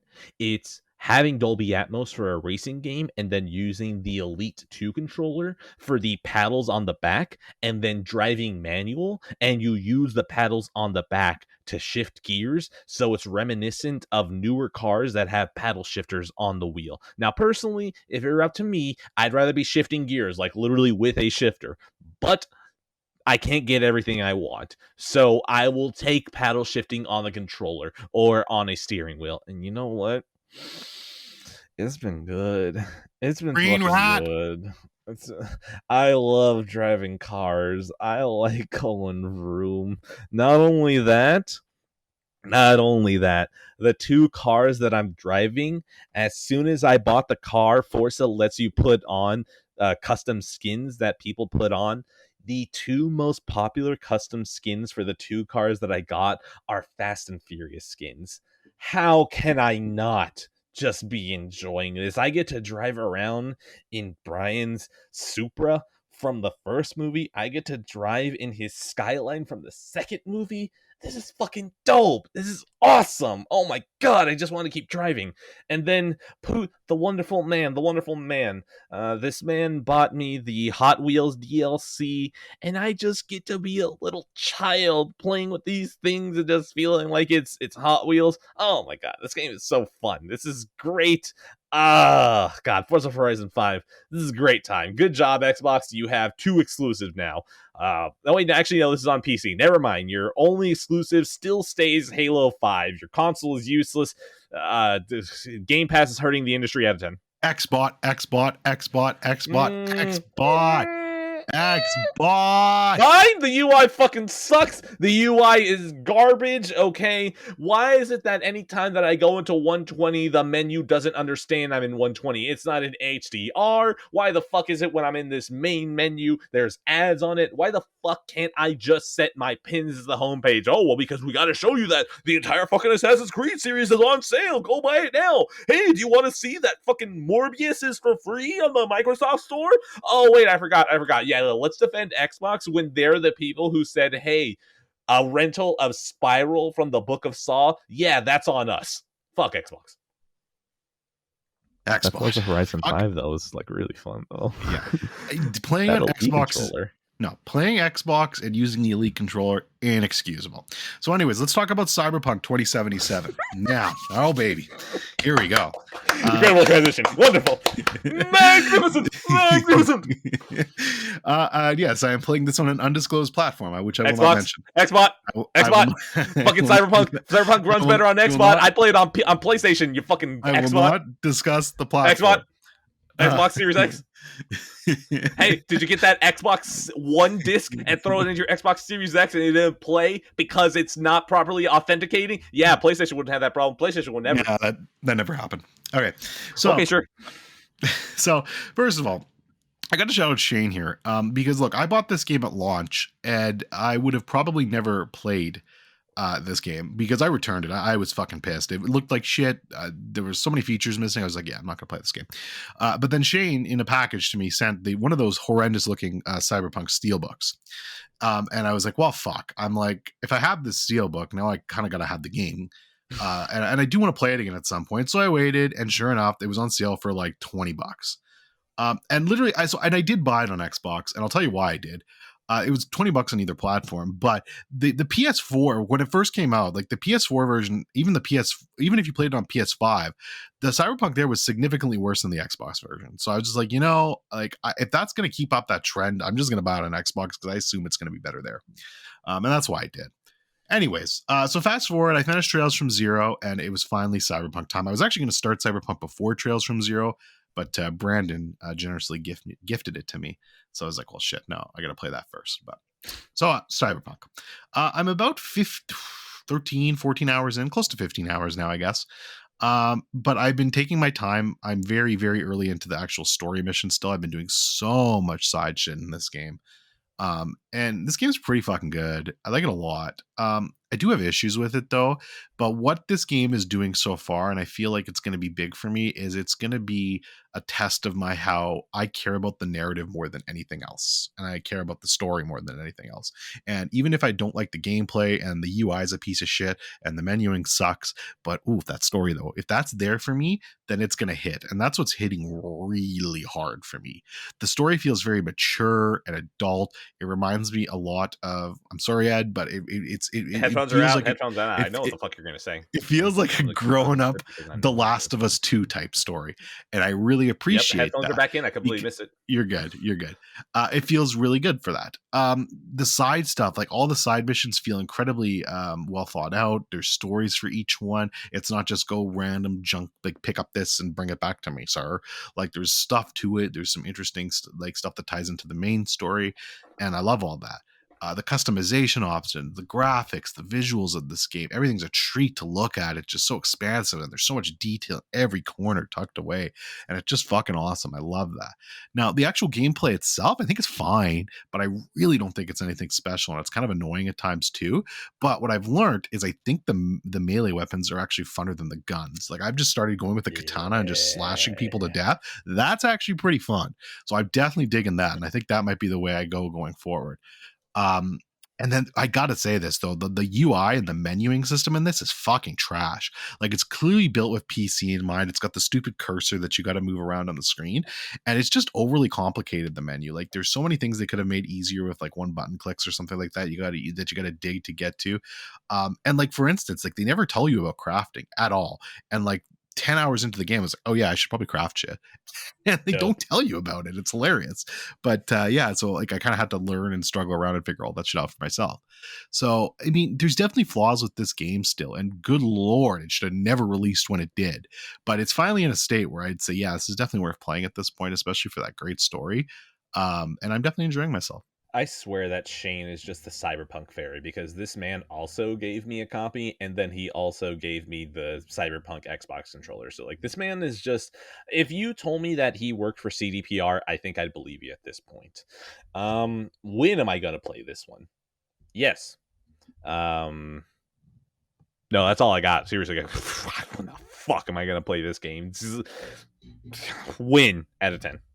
Yeah, so no score for me yet because I'm still pretty early in. Well, I mean, I'm early in the grand scheme of things. I've already put in like 15 hours, but this is probably going to end up being like a 50-hour game for me if I keep going at this pace. So we'll see. When I finish it, I'll have more to say, but really enjoying it so far. Good stuff. Oh yeah, quick thing, I guess. I'd like the record to show that, well, yes, I do sometimes need gameplay in my game. I will say, I still think Red Dead 2 is one of my favorite games of all time. So, you know what? Sometimes the narrative can be strong enough to override me. So, again, we're going to go back to my usual 2 to 3 things done exceptionally. So, Cyberpunk, please have 2 to 3 exceptional things for me to enjoy. Thank you very much. Moving on. Let's see. Ghostrunner. Now, you see, you remember how I told you that I need to do 2 or 3 exceptional things? Well, Ghostrunner, those 2 things. I don't know if I'd count the third one. Yeah, fuck it, I'll count the third one. Actually, 4. I'd say 4. One of them is like the actual gameplay, right? Like the actual movement. So the gameplay can be separated into 2 things though, because it's the platforming and the combat.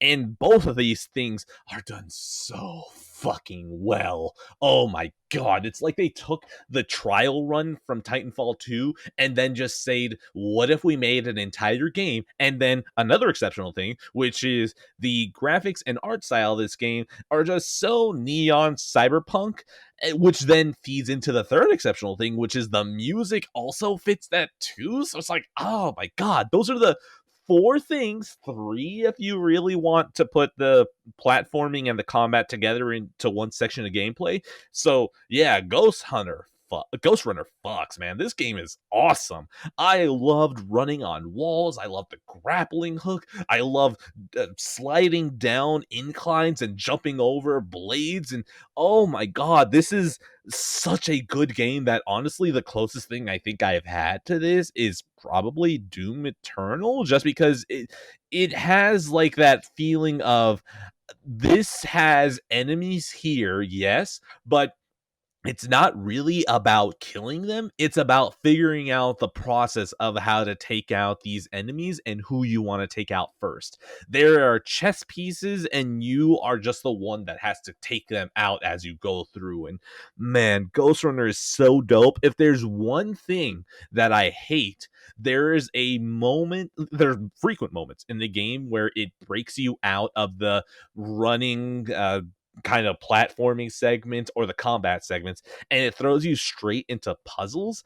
And it just really annoys me, because in this space that they give you, you don't have advanced mobility. You just really have your walk animation, which look, the game doesn't have running. Your base speed is a run, which is awesome, but I miss being able to wall run, and I miss being able to get up to a top speed.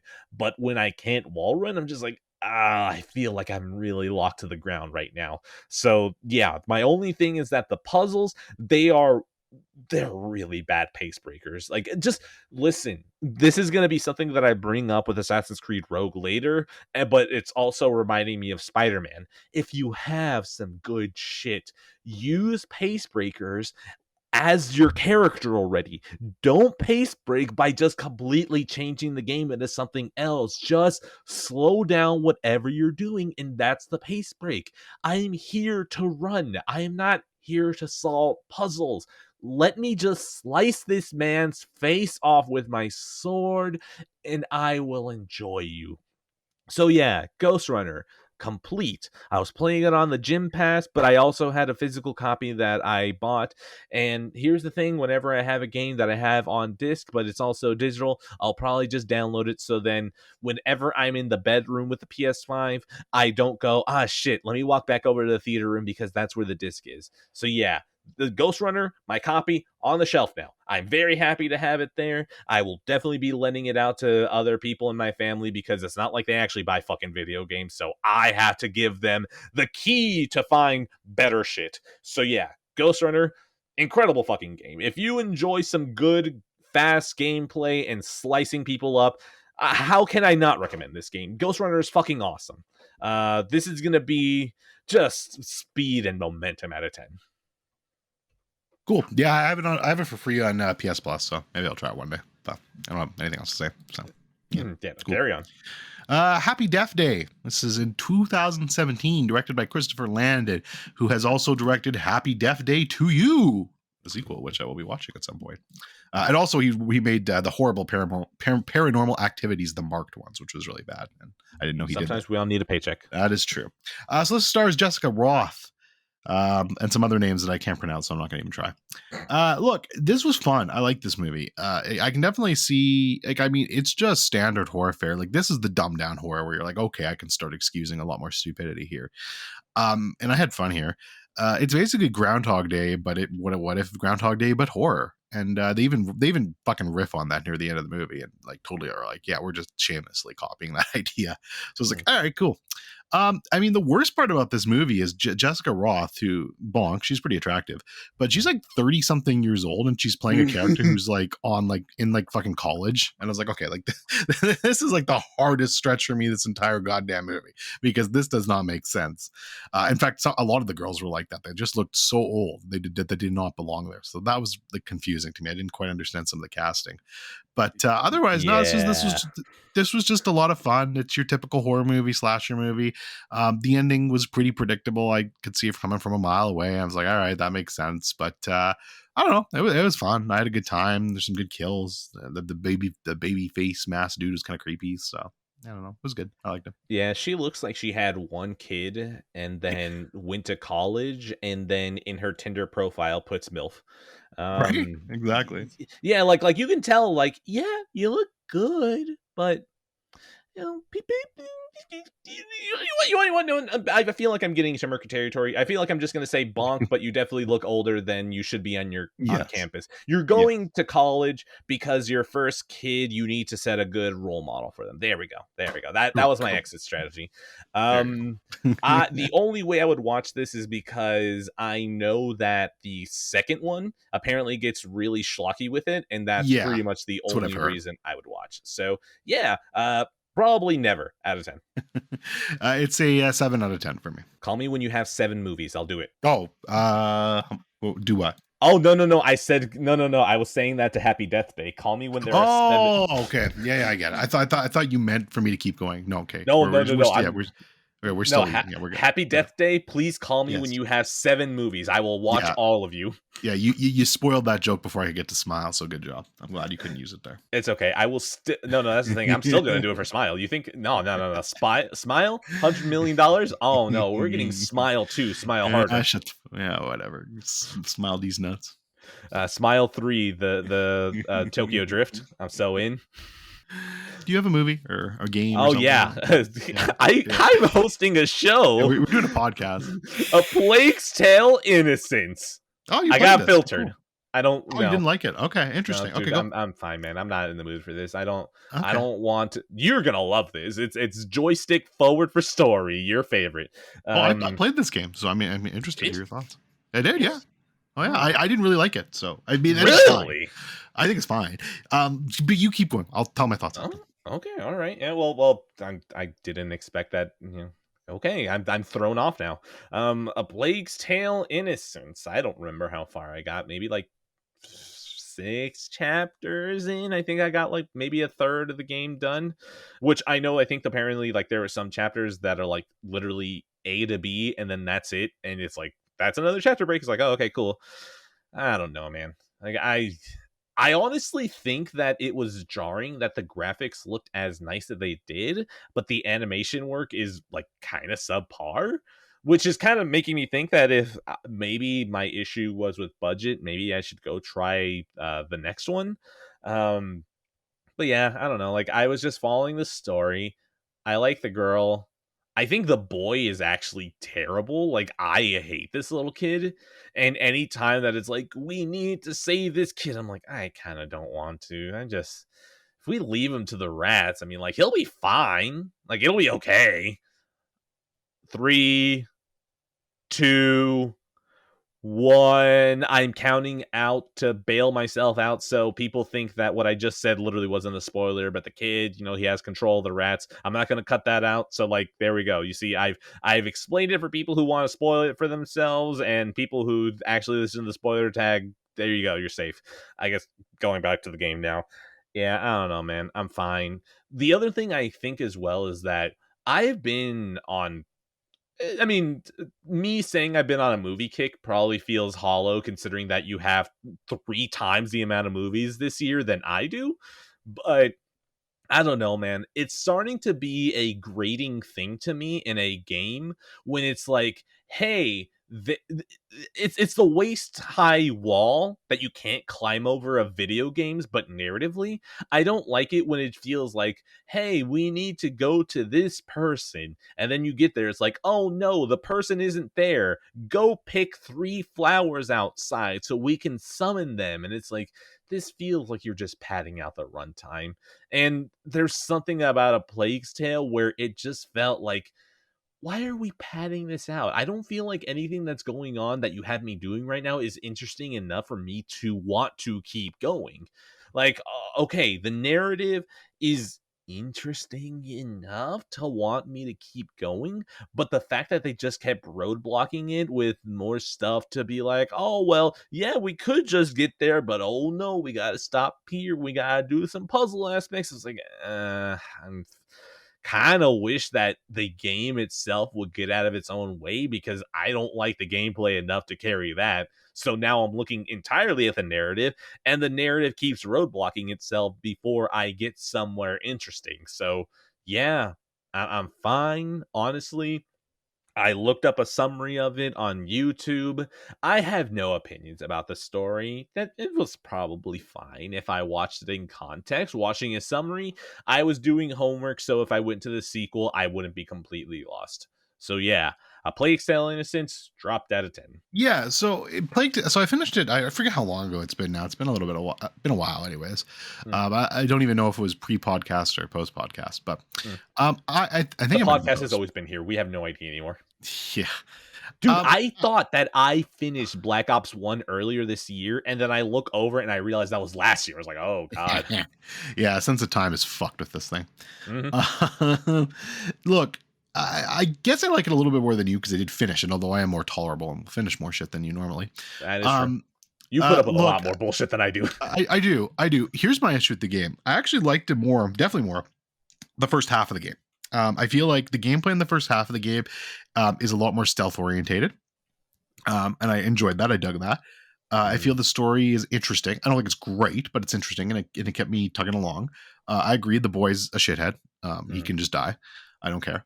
But I like the girl and some of the other side characters that they introduce. And the world's really cool. Like, it's cool looking world, the gritty world, the rats, all that stuff. I dig that. Where I have a massive problem with this game is really the second half, when you kind of lose all pretense of stealth and you can just go in and start being fucking Rambo. And Mhm. just, yes, you could still play it stealth like, but if you give me the option to be Rambo and like give me the powers and tools to do that and like kind of push me in that direction, I'm going to do it. And I don't like it, but I'm going to do it. And for me, I don't know, it just brought down the entire experience for me, and I didn't dig it as much. Not to mention some of the story decisions later on in that game, specifically regarding the ending, are stupid as hell. And it's just like, all right, this is just over the top, and I'm not enjoying this anymore. So it definitely was stronger, I felt, in the first half, and just kind of keeps getting weaker as it goes along. And it's funny because everyone's like, "Oh, this is an nerdy ass game," and I mean, yeah, it probably should be, but I don't know. I didn't connect with the story as much, I guess, as some people, and some of the gameplay decisions just really pissed me off. Like, I love stealth. You present me stealth, and then in the second half, I'm literally turning into John Rambo or Jeanette Rambo. So I don't know. That's my biggest issues with it. I still overall enjoyed it, but it's like a 6.5 out of 10 for me. I have beef with this stealth though. Like this is forced mission in a game that doesn't support stealth. Like I don't like the fact that we're still doing large bushes and you blend in and the whole throw a barrel and then they hear and they're like, "What was that noise?" and they just walk over there. I don't know, Huh? man. I What was love that Metal noise? Gear. Oh my god. I love Metal Gear way too much for anything to be like, yeah, I'm stealth too. And I'm like, I don't know, man. Like, I still need to play. I was about to say Silent Hill, but that's not right. Splinter Cell. I still need to play Splinter Cell because really, like, for example, whenever people are like, Assassin's Creed, it's stealth, I'm like, I don't know, man. You stand in a spot and then that's it. You're pretty much safe. Yeah, if they walk like literally an inch away from you, I would say that maybe the only other stealth game that I can think of that like I'm willing, like, yeah, that's stealth, is Hitman. And then like depending on how generous I want to be, maybe Sniper Elite. Like that's about it. Anything that's just like open world Ubisoft, jump into these bushes and you're suddenly hidden, you're wearing the skin of stealth, but you're not stealth. So yeah, that's another thing though with the gameplay for this one that I was just like, okay, this is just, it feels like if you were making a game and you needed to figure out what your gameplay was going to be, this would be a template that you drop in and iterate on, not just drop in.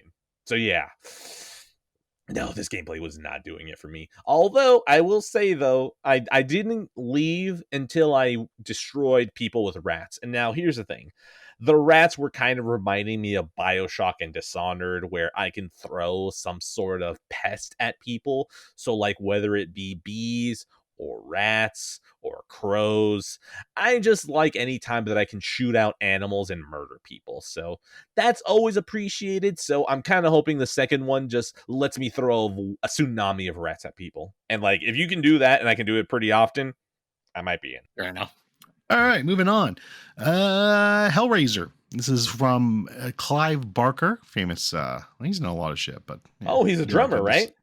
He might be a drummer too. I don't know. 1987, starring Claire Higgins, Ashley Lawrence, Sean Chapman.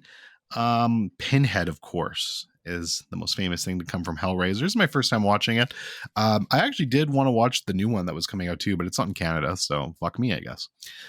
Hey, this is pretty fucked up, this movie. I actually enjoyed it. There was a lot of really cool effects and stuff like that. Evergreen. This was pretty fucked up. I enjoyed it. No, it's true. Like there was a lot of messed up shit in this, like that I wasn't expecting, and some really cool. Like it's very, very, very low budget, this movie, but some of the things they managed to do with that, it's pretty neat.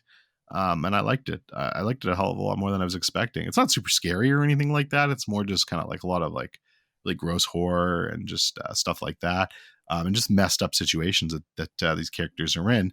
But basically, an unfaithful wife encounters the zombie of her dead lover, and they deal with these things called the Cenobites. That's Pinhead and like a bunch of other, and they kind of guard the gates of hell, I guess, and put people through like sadomasochistic behaviors and like, or like fucking torturing them to death, and well, not death, but like endless loops of pleasure. It's fucked up, but hey, I enjoyed it, and it's good. Definitely worth watching, I think. Yeah, it's schlocky as hell, and I've heard the sequels only get worse in that regard, so I'm probably not going to watch them. I'll probably tap out there and then watch that reboot at some point if it ever comes to Canada. But it was definitely an interesting first time watch, and I would watch it again. I enjoyed it. So 7 out of 10. I'm gonna go ahead and give it an A out of 10. I can't. Yeah. I don't think I can even go out of my way to be like, I'm never gonna watch you, or I'm gonna watch you. Like, you're over there. Good for you, I guess. Fair enough. All right. Speaking of bad stealth, Assassin's Creed Rogue. Yeah, no, I have not played this game stealthy at all, and I'm so glad the game hasn't stopped me yet, because you know how there's always a stealth segment where you specifically need to not stealth.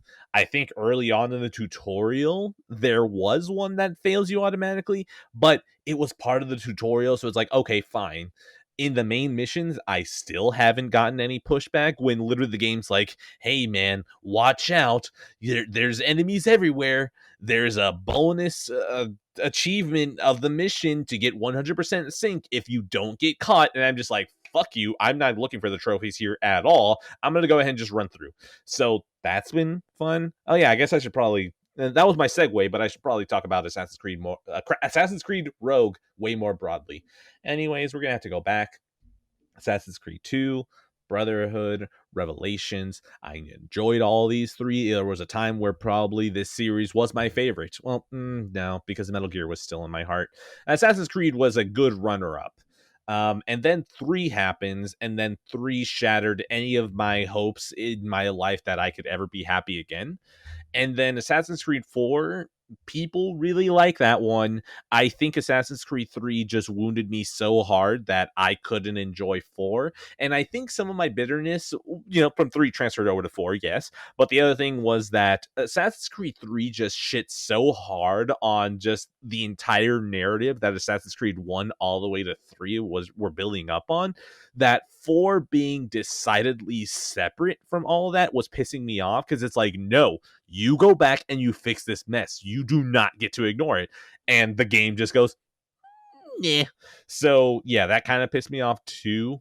But the funny thing is how just, I guess maybe it was on accident, or I don't know if this was in the cards, or if it was just like really smart use of resources, but Ubisoft creating basically 4 games that all take place around the same timeline of Assassin's Creed 3, Assassin's Creed 4, Assassin's Creed Liberation, and then Assassin's Creed Rogue. And I think actually technically Unity too, because I think Unity takes place, I think there's been a character from Unity that's popped up in Rogue, but then again, I'm not really sure because I've never played Unity. But it is really cool seeing these things interweave back and forth with each other. The story is whatever. The story is like very basic, but I kind of enjoy it, because the main driving force of this game is that you're an assassin, but the assassins do some shady shit, and you're just like, I don't know if I want to be them, and you join the Templars. And what's been very funny about this is that the writing so far, I think I'm actually close to halfway through the game, and the writing up to this point has been, what if assassin bad? And I kind of love it, because it's so like the entire directive of this game is on its sleeve of assassin kind of bad, Templar, they got a point maybe.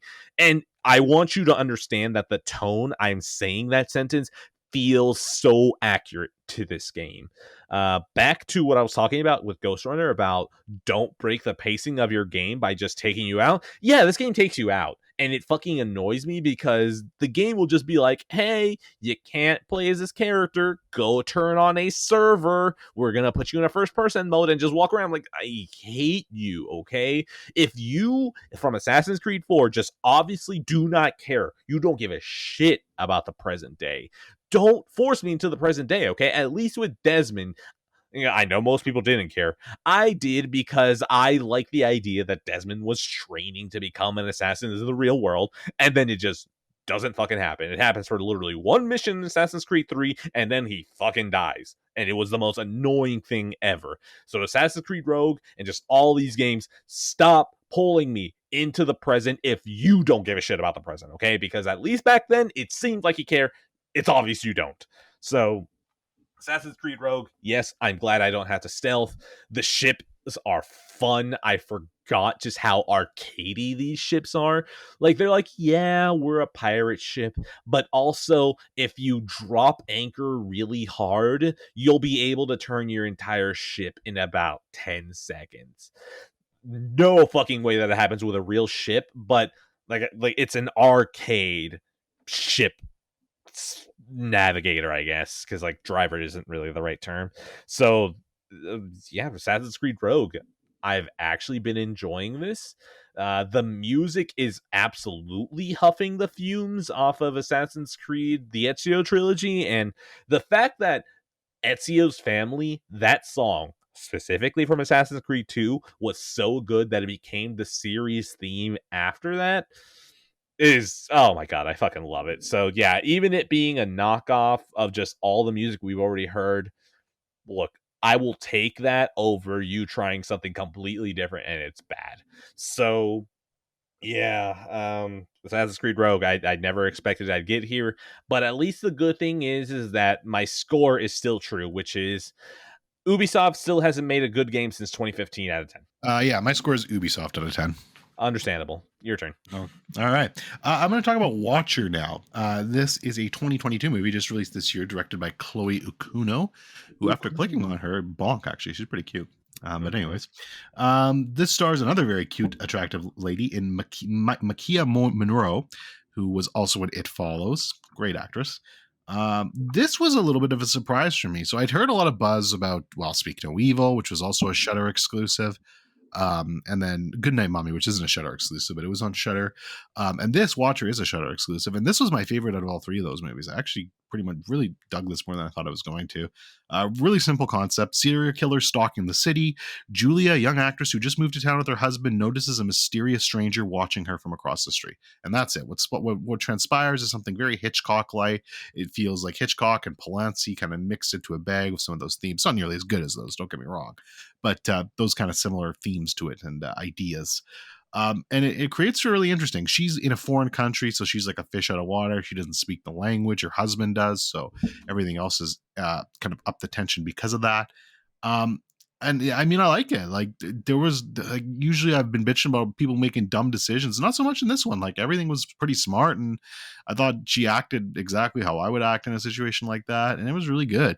I mean, the biggest complaint I have about this movie is the ending. I feel it's very predictable, and like it was pretty obvious where it was going to go and who it was and all that stuff. So I kind of wish they kind of got me there and kind of threw a curveball in. But I mean, it was still good. I didn't have any issues with it. It was well made. Just had a really kind of spooky atmosphere to it, and perfect month of spooks movies. So yeah, I mean, I dug this. It was good, and definitely be watching for more from this director.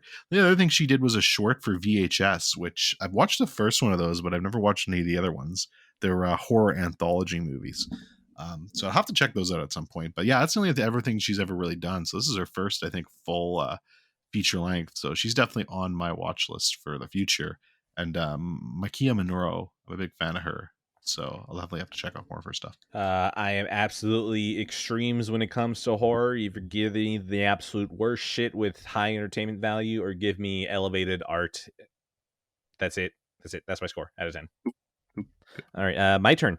Returnal. This one isn't going to actually take me too long, but oh boy, Returnal. I decided to jump in because of PlayStation Stars, which is probably my. Well, actually, no, it's not my brain rot anymore because I literally can't get my fucking PS3 NFT. So like that's gone. Like if I see it, I will go for it if I can. I'm probably not going to go that much my way out of it, but now that I don't have my PS3, I don't care. I almost don't like. I don't want this at all.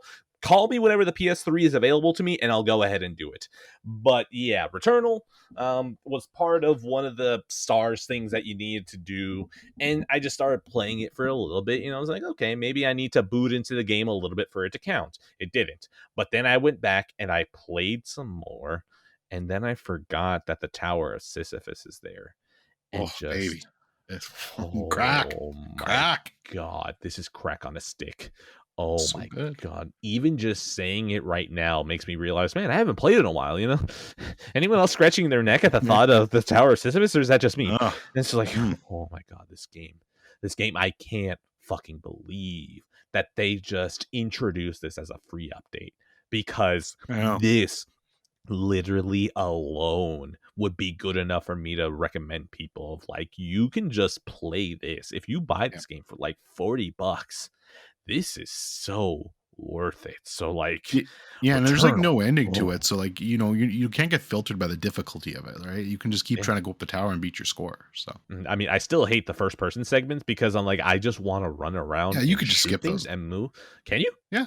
I mean, maybe the first one you have to watch, but like I still haven't seen the ending. Like I need to go back and do the last segment because I kept skipping them to two more runs. I was on crack. No, that's the thing. There were like two things, like I think two segments where it sends you back into the hospital where I was like, oh God.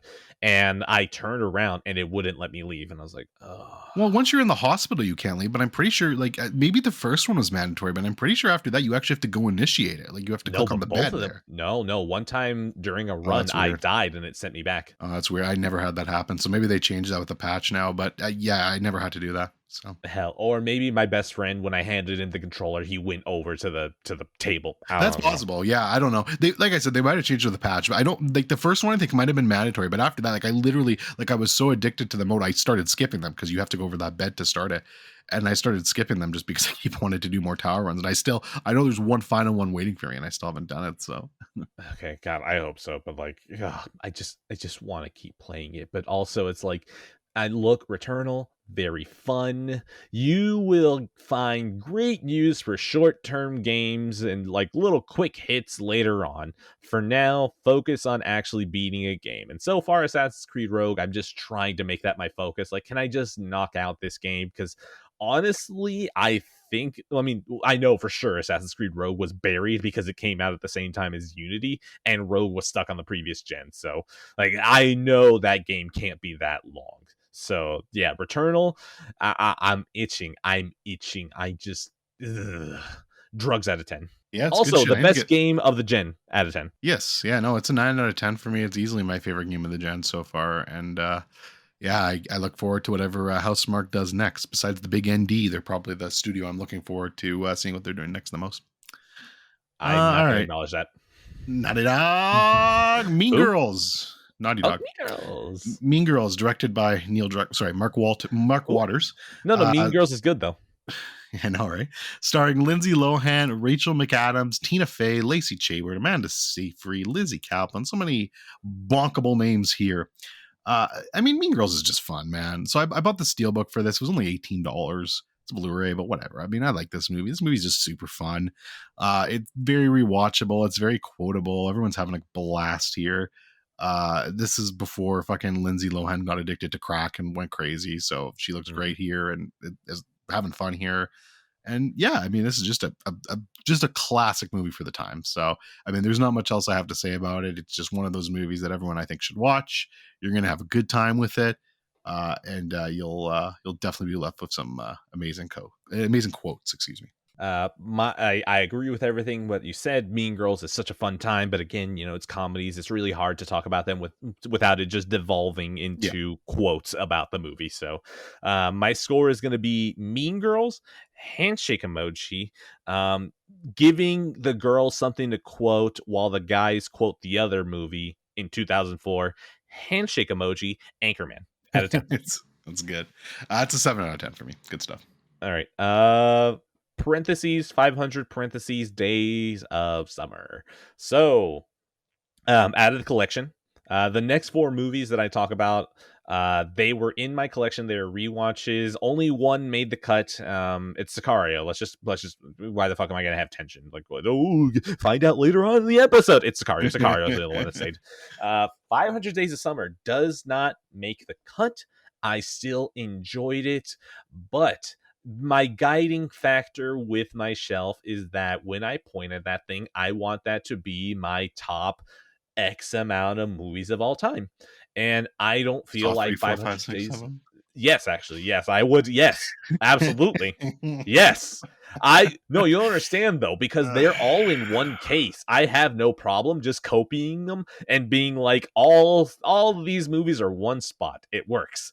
So 500 Days of Summer, I don't feel comfortable that having that label. I enjoy it, but I don't know, man. This is one that's accidentally good, and I'm more convinced of it watching it now, where this movie has no idea that Tom is actually a shitty person, and that Summer, the entire time, has been very clear. There are two moments, literally two moments, where it's like, okay, yeah, that was a bad choice on your part, but whenever I look at the scoreboard, two mistakes compared to Tom's every single move, it's like, yeah, okay, you know what? I think I can forgive you for two mistakes. You're only human. Tom, on the other hand, is just the embodiment of simp energy and incel mixed together. And it's like, this is a really bad mix. If you were ugly, do you realize how terrible your life would be?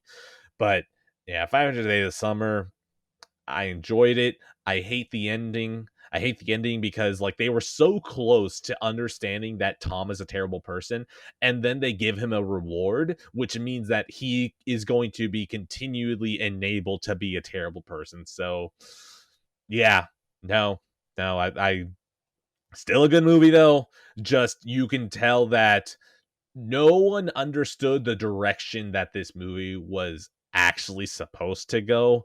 And shout out to Summer being smart enough to understand what the point of The Graduate was, you fucking moron. So yeah, I toss it to you. yeah, I really like this movie quite a bit. Mm, I don't necessarily agree with you completely. mm. I think Tom is a moron and a shitty person, but I think Summer does more than you're letting on. So I don't. I think both of them are very. We can go I with think spoilers I so I don't. can mention the two things. So do I your piece. just I haven't seen it long. Like I can't. Unfortunately, I can't argue piece by piece with you because I Okay. haven't seen it. But you could still mention them. But I can't because it's been so long since I've seen it. So I'd have to rewatch it so I can go point by point. But from my recollection, Mm, I remember them both doing shitty things. okay. But I do agree. Tom is an idiot. But in his defense, I would probably be an idiot too over Zoe Deschanel because, good lord, that lady is attractive, and I would probably make some really poor decisions as well. So that is my defense for Tom. Shout out to Zoe Deschanel and Mary Elizabeth Winstead for just going into 2010 and just being like, yeah, we're going to ruin people's taste for a couple of years, aren't we? And they're Yeah, like, yeah. yeah.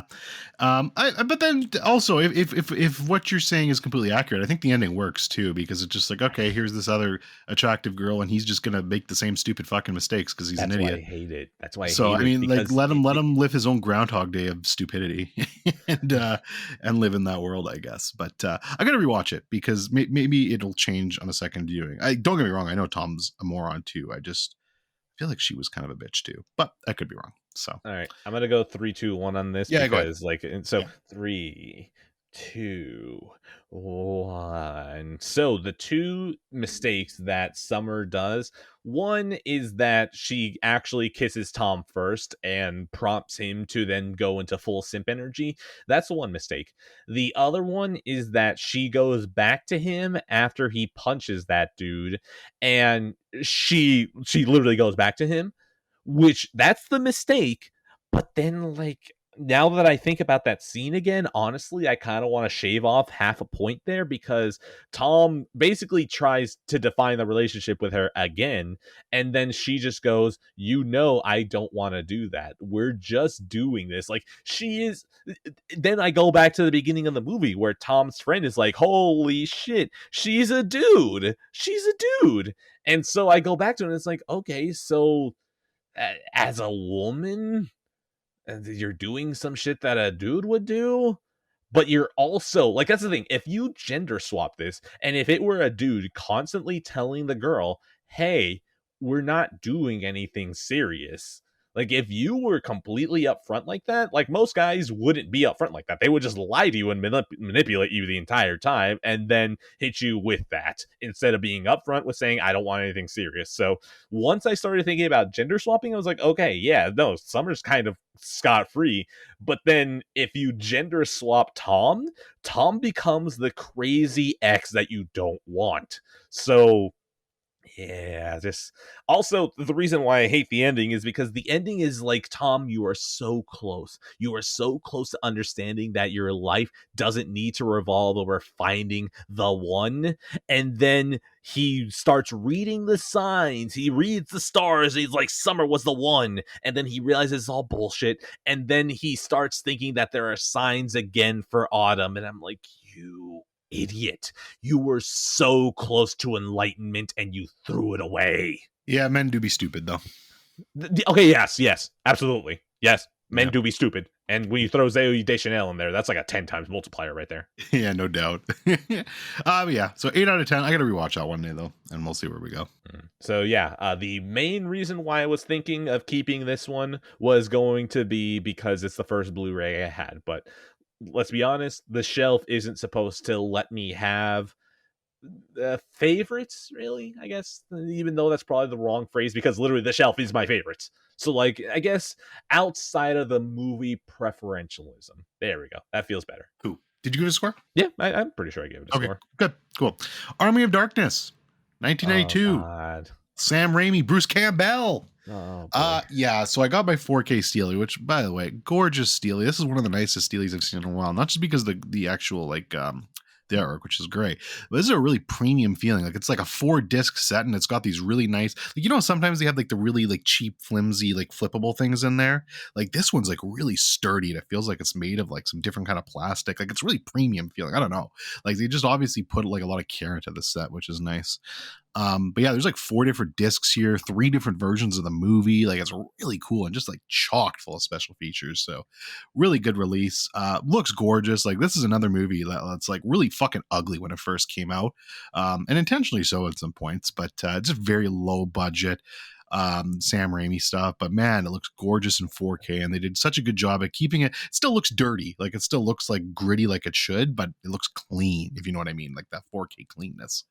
And Dolby Vision and all that good stuff in there too. So it's just great. But yeah, this is the king of horror comedies for me. Like it just doesn't get any better than this movie. It's pretty much perfection. Sam Raimi at his finest here. It's not my favorite of the Evil Dead franchise. I still like the original Evil Dead a bit more, but good God, this movie's great, and it's just hilarious, and it's just a fantastic time the entire way through. It's, you know, it's not even, unfortunately, it's just misses the cut in like my top 10 horror movies of all time, but it's like knocking on that door. And if I had, like I said, a separate core comedy list, this would definitely be number 1. So it's just great shit. Bruce Campbell is perfect here. He's hilarious. There's a line. There's literally, like I just said, Mean Girls was quotable. This is even more so. This like has a fucking line a minute in this bitch, and it's tight. This movie's an hour and like 21 minutes, but holy like shit. Every one of those fucking minutes is filled with some great shit. So it's just a fantastic movie. I guess one of the cuts adds like 16 minutes. So I'm like kind of curious to watch it at some point. It's the international cut because I want to see what they fucking add. I know there's like a different alternate ending that's like a lot more negative too, which I've seen that, but I wonder if that's like how they end it too in the different cuts. So I'll have to check that out. But yeah, great movie. Highly recommend that whole trilogy: Evil Dead, Evil Dead 2, Army of Darkness, even the remake, which is very different, but I like that. So I strongly recommend all these movies. They're great shit. And even if you're not like a huge fan of horror, especially with the original trilogy, there's a lot to love with these movies. Okay, so I am pleased to relay this info.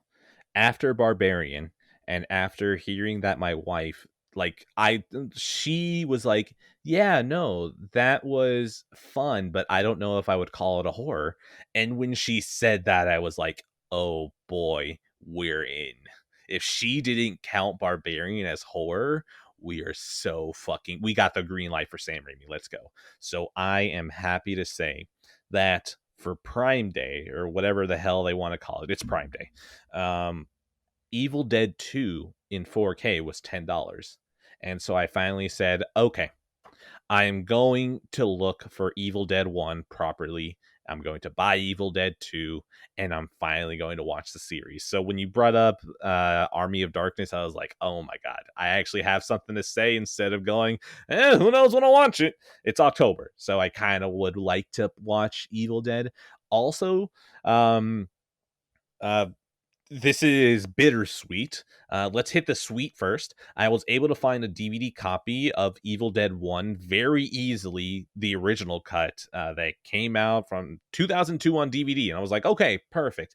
The movie is already low budget, so hell, watching it on DVD might actually even be better. If I could get the VHS, it'd even be better. But, I don't really have a good way to connect a VHS to an HD TV. So, the other thing that's the bitter part is that people care so little about the changes that Sam Raimi did that it's not like there are a whole bunch of dorks on Reddit or uh, a whole bunch of torrent sites where they edited back in the errors into an HD copy. So yeah, this one, that kind of hurts that I was able to get this so easily, because I would have kind of liked if when I looked online, there would have been more people about the fact that there would have been more people who pissed about the fact that he George Lucas Evil Dead, a movie that is so notorious for having no budget, and you could see it and it would still be a fun movie. So yeah, it definitely bittersweet to learn that. So yeah,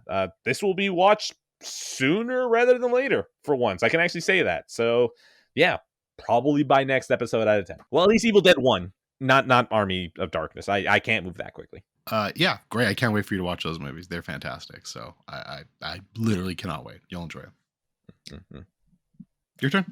Oh, yeah, that is my turn. All right, soy. We're going to do the soy block, everybody. The mouse slipped me a check, and I'm here now. Don't worry. Both of them didn't keep on the shelf, so don't worry. We're okay, baby. Fuck you, mouse. Fuck you. You pay me, and I'm over here just saying that you're not shelf-worthy. Get fucked, mouse. So Thor Ragnarok. First off, this is off the shelf, but I'm going to be honest. There are... 1, 2, 3, 4 different piles of no 5. There are 5 different piles of movies. There is the shelf. You're on the shelf. You fucking made it. There's 2, which is a cabinet. That is the waiting room. That is pretty much I will watch you when I get to you. The third pile is I can't let go of you because of reasons. So I think really this is Fast and Furious 2, because I don't really care about it enough to put it on the shelf, but it's still important, so I need to keep it off to the side. Wizard of Oz is another one, because I plan on watching that one again not too soon from now. So, that one, it will need to be watched a couple of times. So there's that one. I don't think the Wizard of Oz is going to make it onto the shelf, but I feel like it is such a good first movie that it will stick around for a little bit until I filter it out. Or hell, I just put it in the other room for reasons. So that's the thing. I'm trying not to say it until the actual episode happens. Vagueness, whatever. So yeah, then Suicide. Yeah, pretty much. I'm actually gonna kill myself. Finally. So shelf, cabinet, separate pile. Then there is another pile, which is cell.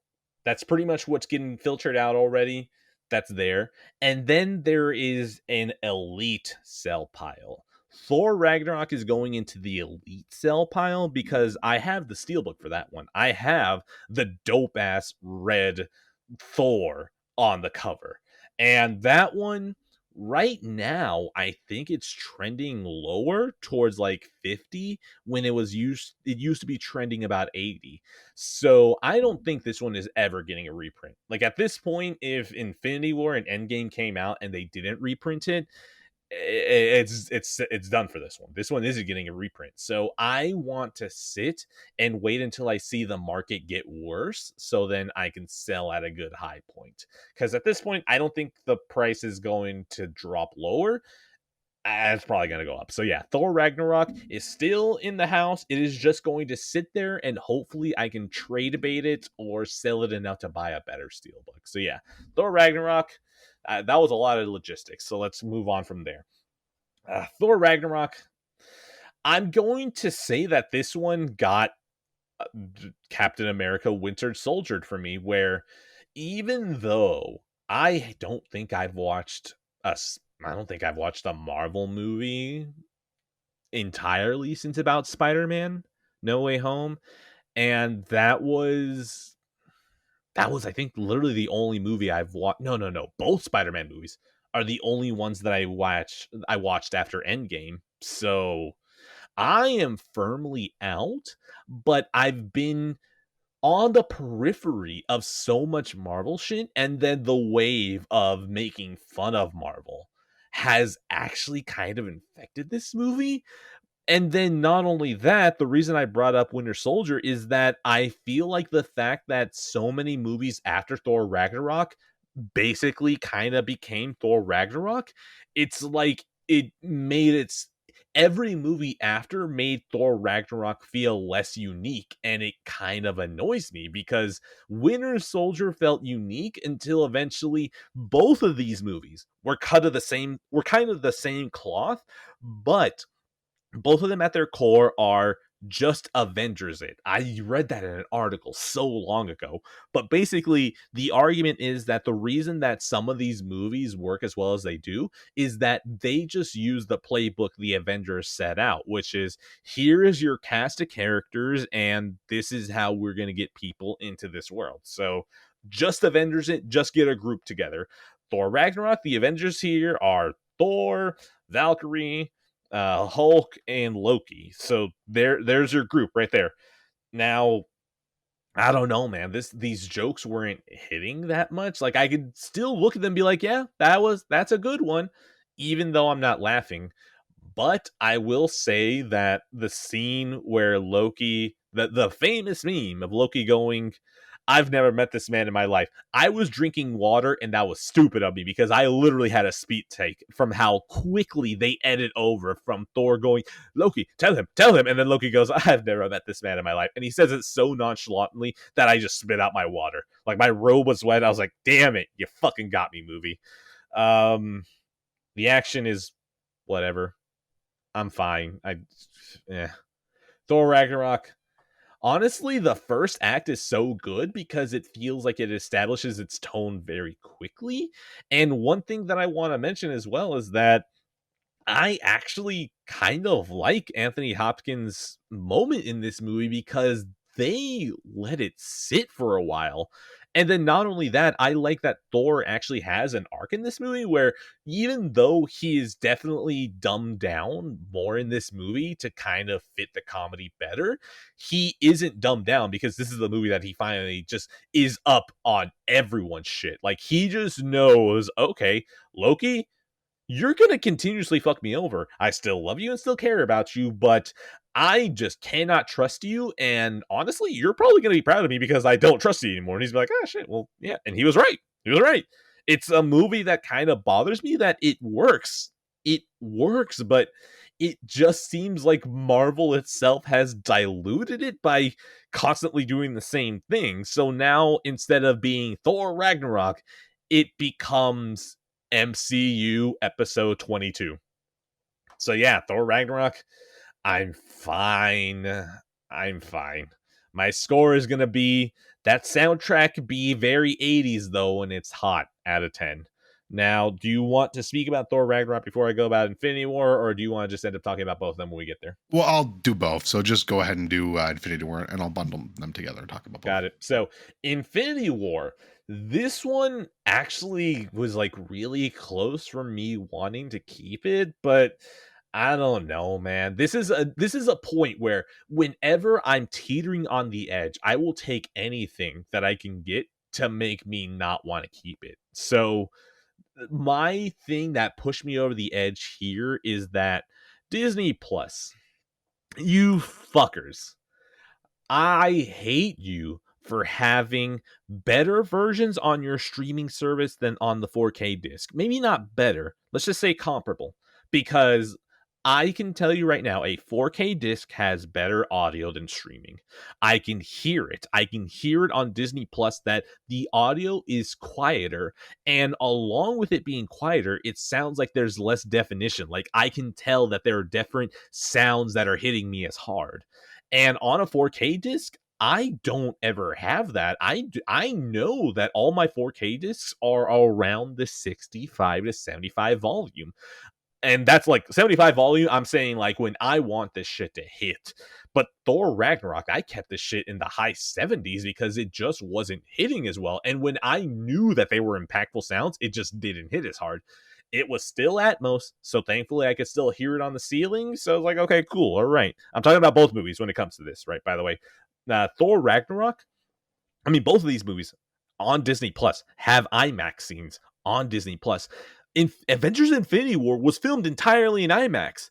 That was fucking awesome. But also, it's streaming. So it's not as good as it could look. You have the entire frame and you just can't let it breathe because it's still hampered by streaming.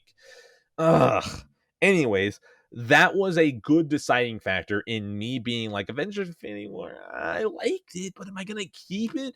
And then I remember this disc isn't even the highest quality technically, because I can get a disc and it'll have better audio. It won't have Dolby Vision and it won't have IMAX. But if I go to Disney Plus, I have IMAX, I have Dolby Atmos, and I have Dolby Vision. But even then, it's going to be subpar Dolby Atmos. So yeah, this is one where I let an outside factor decide it for me, because I don't feel strongly enough about Avengers Infinity War to know that I want it, that I let an outside factor choose for me. But yeah, I guess now speaking about the movie, Avengers Infinity War is really good. Actually, it's one thing that I was surprised about, because it's something that, even though the last few times that I watched this movie, I think this might be like my fourth watch or so, every single time I walk away from this movie, I am impressed by the balance this movie has to jump across, like, what, 25 characters or more, and have it all feel right. And then not only that, you have Thanos showing up, and Thanos is pretty much like he is the anchor of this movie. He's the protagonist of this movie. Like, it's so smart to have him as a protagonist, because you follow this man throughout the entire movie. And not only that, watching it again, I was kind of struck by the point that, like, if I had to sum up this movie, the entire word is sacrifice. But what bothers me again is the MCU butting its head out again, because I don't like that Endgame ends as cleanly as it does. I know that Vision and no, I think Vision might be the only one that was a real death from Infinity War. If there's another one, Loki. Loki is another one. Those are two deaths in a movie that you end with half of the people being snapped out of existence. I don't know, man. I don't like how no one's ever really gone. I gotta bring it up because it's soy, so we gotta bring up Star Wars. So yeah, Avengers Infinity War is one that's the thing I don't like about the MCU. There are a lot of times where, like, Sicario, I can just ignore that has a sequel. I never need to think about the sequel. I can watch Sicario 1 and be happy. But MCU basically being TV on a movie screen just means that I can't look at these individually. So, like Thor. Thor in Infinity War is fucking awesome. He is perfect. I love Thor in Infinity War. I love that this man is so fucking defeated. I love the contrast between Thor Ragnarok, where he's kind of joking. He's like, yeah, I'm having a fun time. And then this man gets his ass beat by Thanos.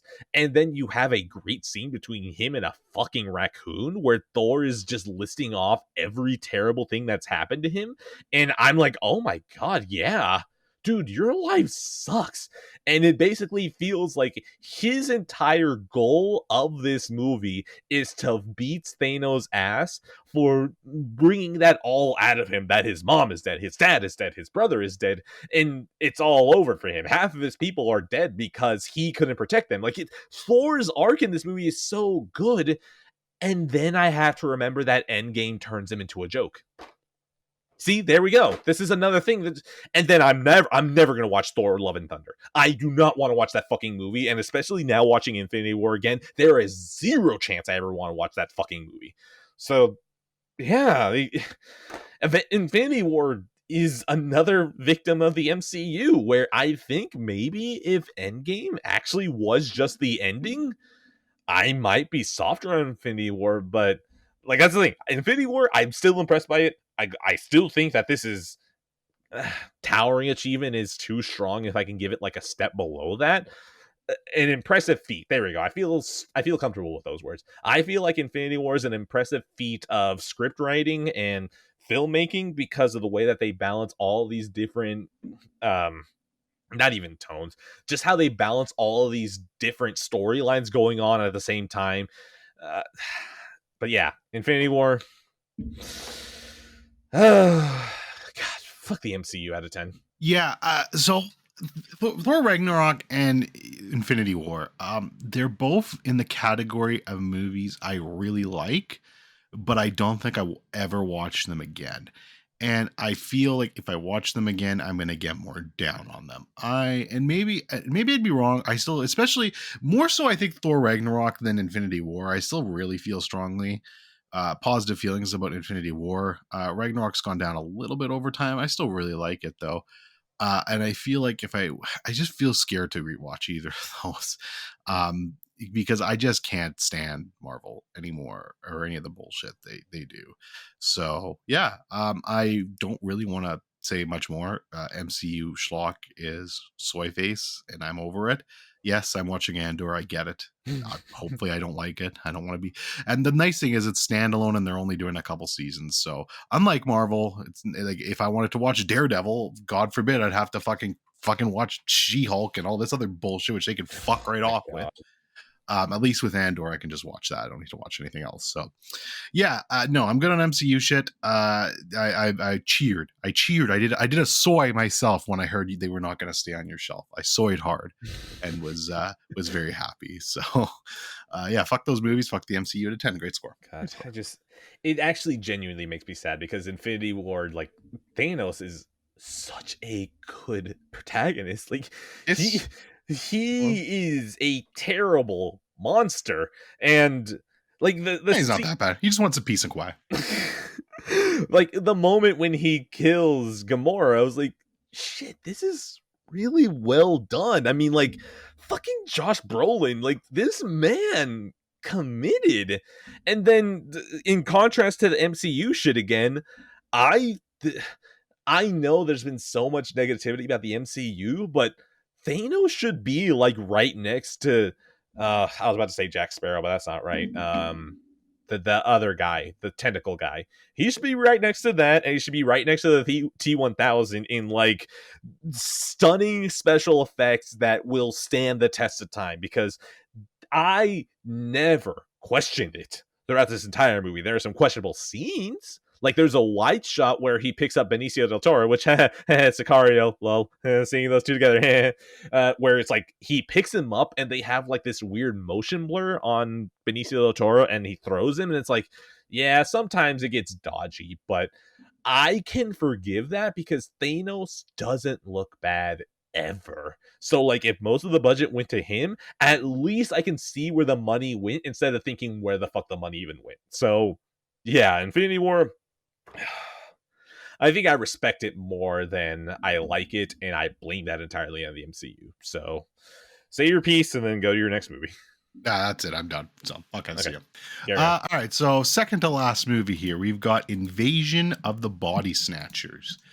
This is directed in 1978 by Philip Kaufman, remake of the 1955 movie Invasion of the Body Snatchers, which is a 55 movie. So I was like, all right. And most of the notoriety is for the 78 version. So I was like, I'll just watch that. Maybe I'll go back and watch the 55 version one day. This was fucking great. Like I was actually genuinely surprised at how much I enjoyed this. So this was the selection from the Clown Mac Tendy. Shout out Tendies, by the way. A real podcast. There's real episodes. Yeah, good job. That actually launched. We can stop joking around that it's not a real thing. It's a real thing. Damn it. Burnt tendies. But yeah, so this was his latest pick for me in our exchange. I picked Repulsion for him, and he did Invasion of the Body Snatchers. But yeah, this was great. Donald Sutherland, Jeff Goldblum are both here. Leonard Nimoy's in this. Like, there's some great casting. God, yes. It's fun. It's genuinely creepy. There's some good effects here. And I hadn't been spoiled on this movie, but I'm sure I had seen the ending riffed on. So I guess I'd forgotten about it because God knows I can't remember anything past a week. But the ending is genuinely fantastic and makes this entire movie. It's so fucking well done. And yeah, this is just a classic, like one that like everyone should see. Perfect late 70s horror. It's a little bit cheesy, but it's definitely spooky too. There's lots of great beats here, lots of really good acting. Like I said, Donald Sutherland's really good in the lead role here and just kind of carries this thing. But Jeff Goldblum's playing Jeff Goldblum like normal, and he's fun too. And yeah, this is just lots of twists and turns. You wonder how it's going to end. From what I read, I did kind of spoil myself a little bit on the 55 one, and it definitely feels like it kind of goes the safe 50s route. This one definitely takes some more twists, and it's definitely worth watching. So highly recommend this one to people. It's just a classic. Invasion of the Body Snatchers. This is one that I know of, and it feels like continuing my, I guess, study of cinema and its history. I pretty sure this is one I will get to eventually. But the other thing I want to mention is, so I've told you about Grub, right? This is a complete aside, by the way. I've told you about Grub. Yes. Yes. Okay, well, Grub, they've matched a whole bunch of the deals that Amazon has. So you know how I bought Evil Dead 2 for $10? Yeah. I was gonna buy Shawshank from them, but then I saw that Grub had it, and Grub always has a 20% off coupon. So I canceled it from Amazon, and then I bought it from Grub. And so that's the thing. That's not the only movie I bought. The reason I bring this up is because while you were speaking, 2001: A Space Odyssey went back up in sale. So very nice. I jumped on Grub, 20% off. We spent $10. So there are 3 movies for $30 that are headed my way: The Shawshank Redemption, 2001: A Space Odyssey, and Singing in the Rain. 3 movies that will just rot on my shelf, because when the fuck am I gonna watch them? Yeah, very good movies. Actually, all of those I'd like to own one day. 2001 specifically, I really want to try snag one of those Titan Occult ones one day, but they're pretty hard to find. So we'll see if I can ever find one. But yeah, great movie. Okay. But yeah, that's all. Yeah, that's all I had about Invasion. So I got one left. If I can do it, or you can do your. Do you have one? How many do you have left? You just literally one. Okay, yeah, I can go because yours is probably going to be more impactful. In fact, I've got some breaking news here, and I don't normally like to do this breaking news on the podcast, but this is very important, I feel, and it's something that needs to be stated. So this is, news. Smile has passed 100 million at the box office as of today. Smile Sweep. It just did now. It was close. No, Smile I told Sweep. You that earlier. Smile Sweep. I don't care. I'm doing it now because I'm excited. I said it earlier in the episode. It was whatever other horror movie you mentioned. I said it made 100 million. We're gonna see Smile 2, Smile Harder. No, yeah, you said that, but I didn't know like it was because I had been joking about it. Oh, you didn't know it was confirmed. Yeah, I didn't know it was confirmed. So. Oh, okay. Anyways, Smile. Oh, Smile. This is just this year, of course, directed by Mr. Parker Finn of the incredible award-winning short film Laura Hasn't Slept. This is his first feature film. It's based off of Laura Hasn't Slept, just a full version of that. So to catch everyone up to speed, I don't know if we've mentioned this on the show before, but there's a little something called the Addy Token. Now, what is the Addy Token, you might ask? What is this amazing mythical achievement in entertainment? Well, my friends, so let me explain to you what the Addy Token is. The Addy Token is for something that's coming out, and people are like, this looks mid, this looks stupid, I don't like the look of this. But I bring my watchful eye over, and I say, you know what?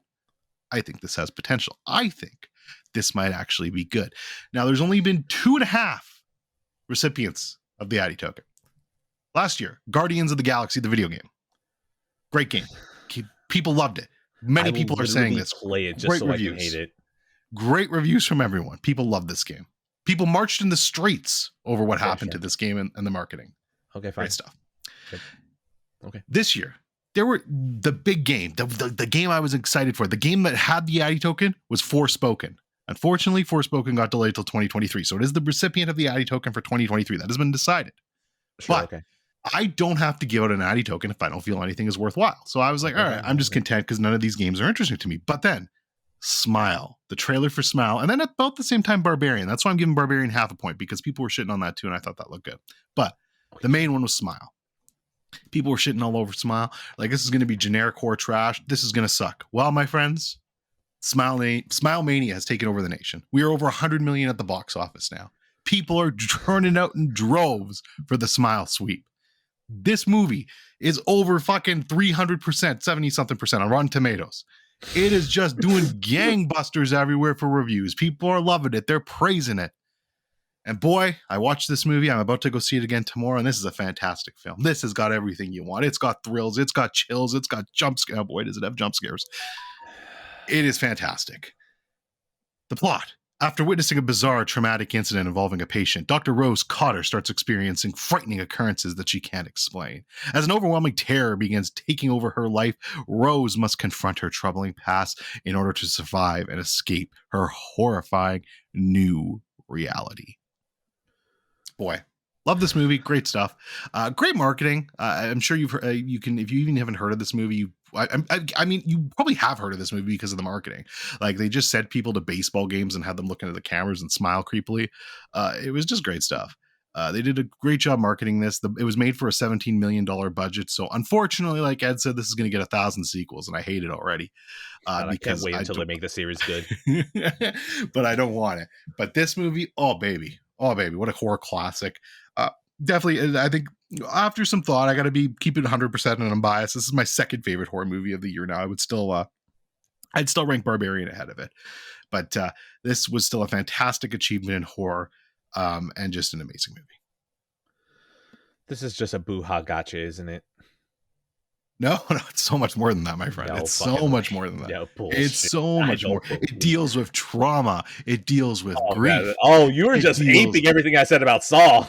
It deals with everything that you. Oh, this is a boo-ha gotcha. I know it. By the way, Sosie Bacon is actually Kevin Bacon's niece or nephew or whatever. So now you're supporting nepotism. Of course, yes.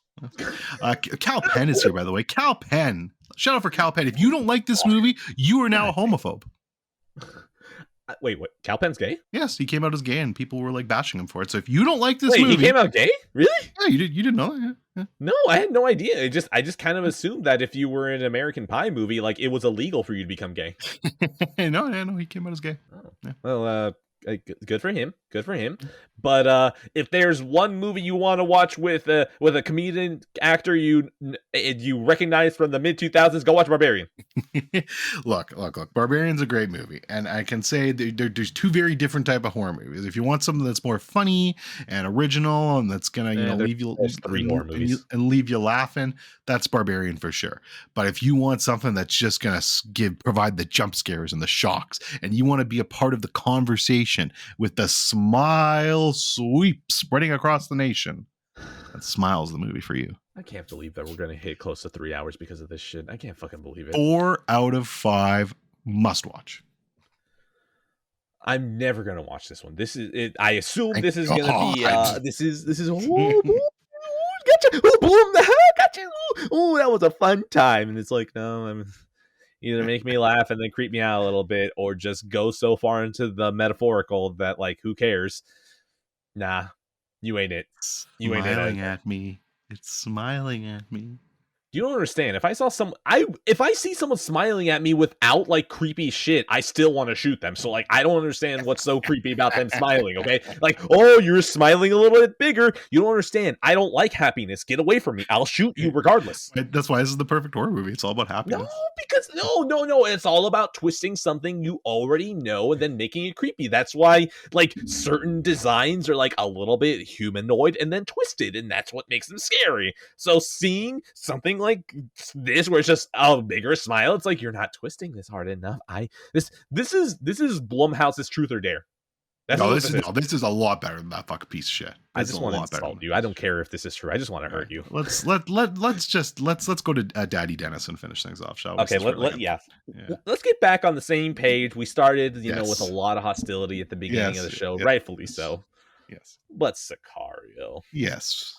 Oh boy, Sicario. This is one of those movies that when you look at it, it's one of those things that's like, this should be cliche.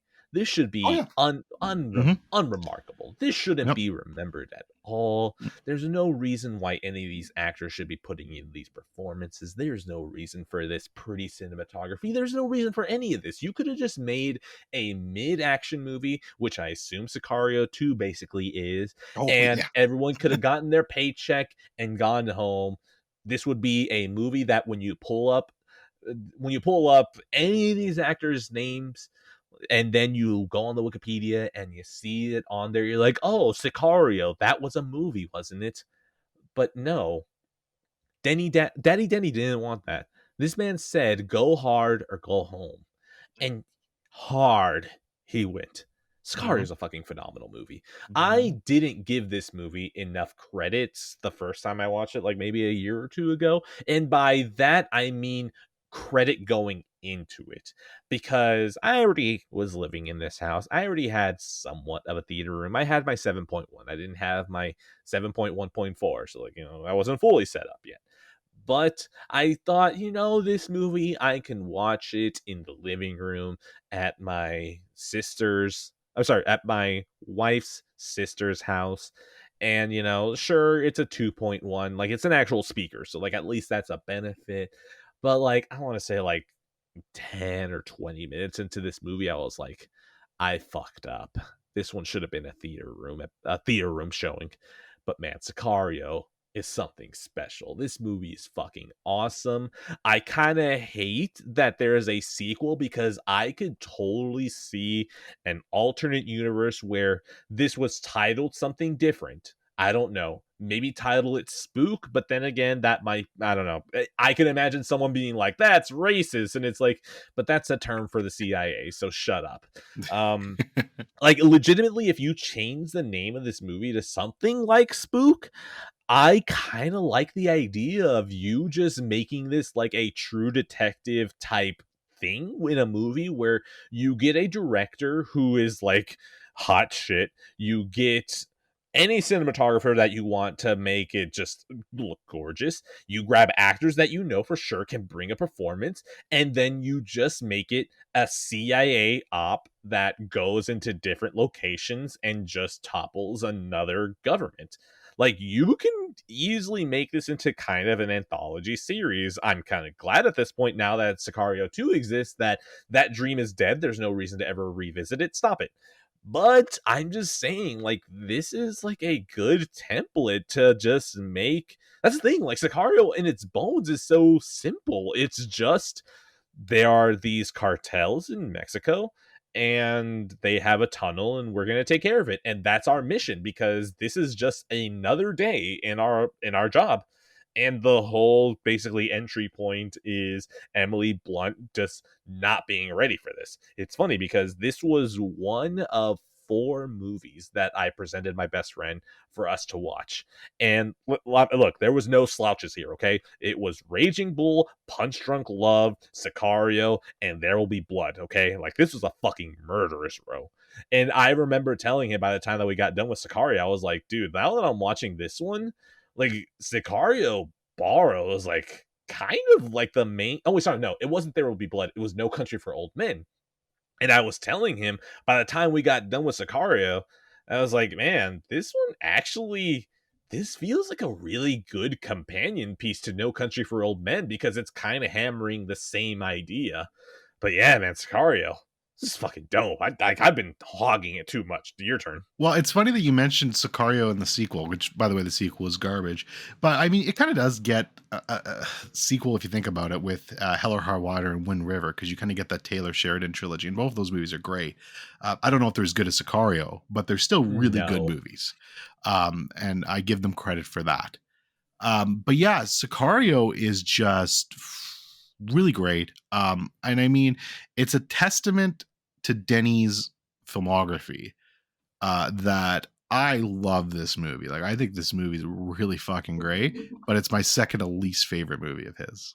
And like, I think that should tell you, that I've seen. There's still a couple of his older ones that I haven't seen, so I'm sure those will probably be ranked lower. You've But ended the loop on his American production, so I feel like yes, you can still give yourself a good amount of weight there.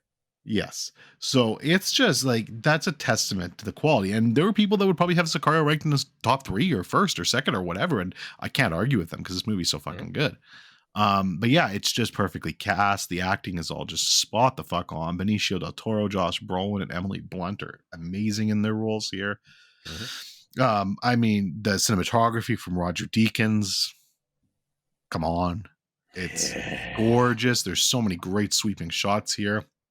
um, which perfectly like Tyler Sheridan. Boy, does that guy like his sweeping shots in movies. And I wish it was Roger Deakins doing more of his stuff because that man knows how to paint a pretty sweeping shot in the air, and it just I looks assume great it's in this probably the movie. way that he writes his screenplays that there Yeah, probably are like, hey, we're open shot on a desert plain, an open plain. So, yeah, no, I could see him giving that direction because maybe he just really likes opening on that for sure, scenes. sure. But yeah, no. So I mean, yeah, there's really like I've talked about Sicario on the show before. I know I have. You have too, I'm sure, when I talked about it. So it's Hmm. redundant at this point. But Yeah. yeah, incredible movie. The 4K was gorgeous. It was good 4K. I have the steelbook for it now. Very happy with that. So yeah, this is just a tremendous movie. And like you said, I think the best way to put it is how generic this movie could have been. And probably would have been if it wasn't for certain talents, most of all Denny, but lots of people involved too, just to Hmm. come in and make this something more special. So really great stuff. Yeah, absolutely. Execution is everything. And that's what, honestly, this movie and The Town are now my shining examples of how you Yeah, can play around with things that everyone just kind of already expects and still make something really good. So, again, yeah, there are things that when you look at on paper probably look bad, but hey, man, there's still a good way to show that off really well. no doubt.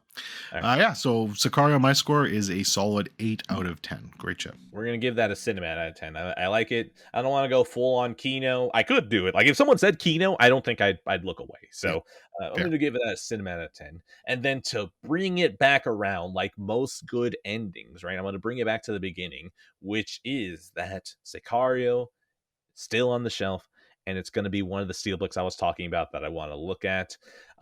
There is let me see. I'm gonna look it up so I can give the audience something to Google. Vantalab, I think is the steelbook. Oh well, fuck, whatever. I can't find it. So, anyways, Sicario. The steelbook that I want for this one is a shot of Emily Blunt, completely engulfed in shadow at the end of a dark tunnel, and it's such a hot steelbook. And of course, I just have to make things hard for myself because it's a very exclusive one. So yeah, we wrapped it back around. That's it. Anything? No, that's good. I think we're golden. All right, end card.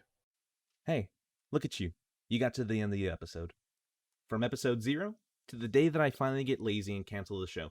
A big thank you to Joey Rawlings for providing the perfect name for the show. Be sure to always give him thanks, either out loud as you're listening to this, or you can just send him a thank you tweet at boogeyman117 underscore. That's boogeyman117, IE instead of Y, double O. Be sure that it's an underscore, not a dash, 117.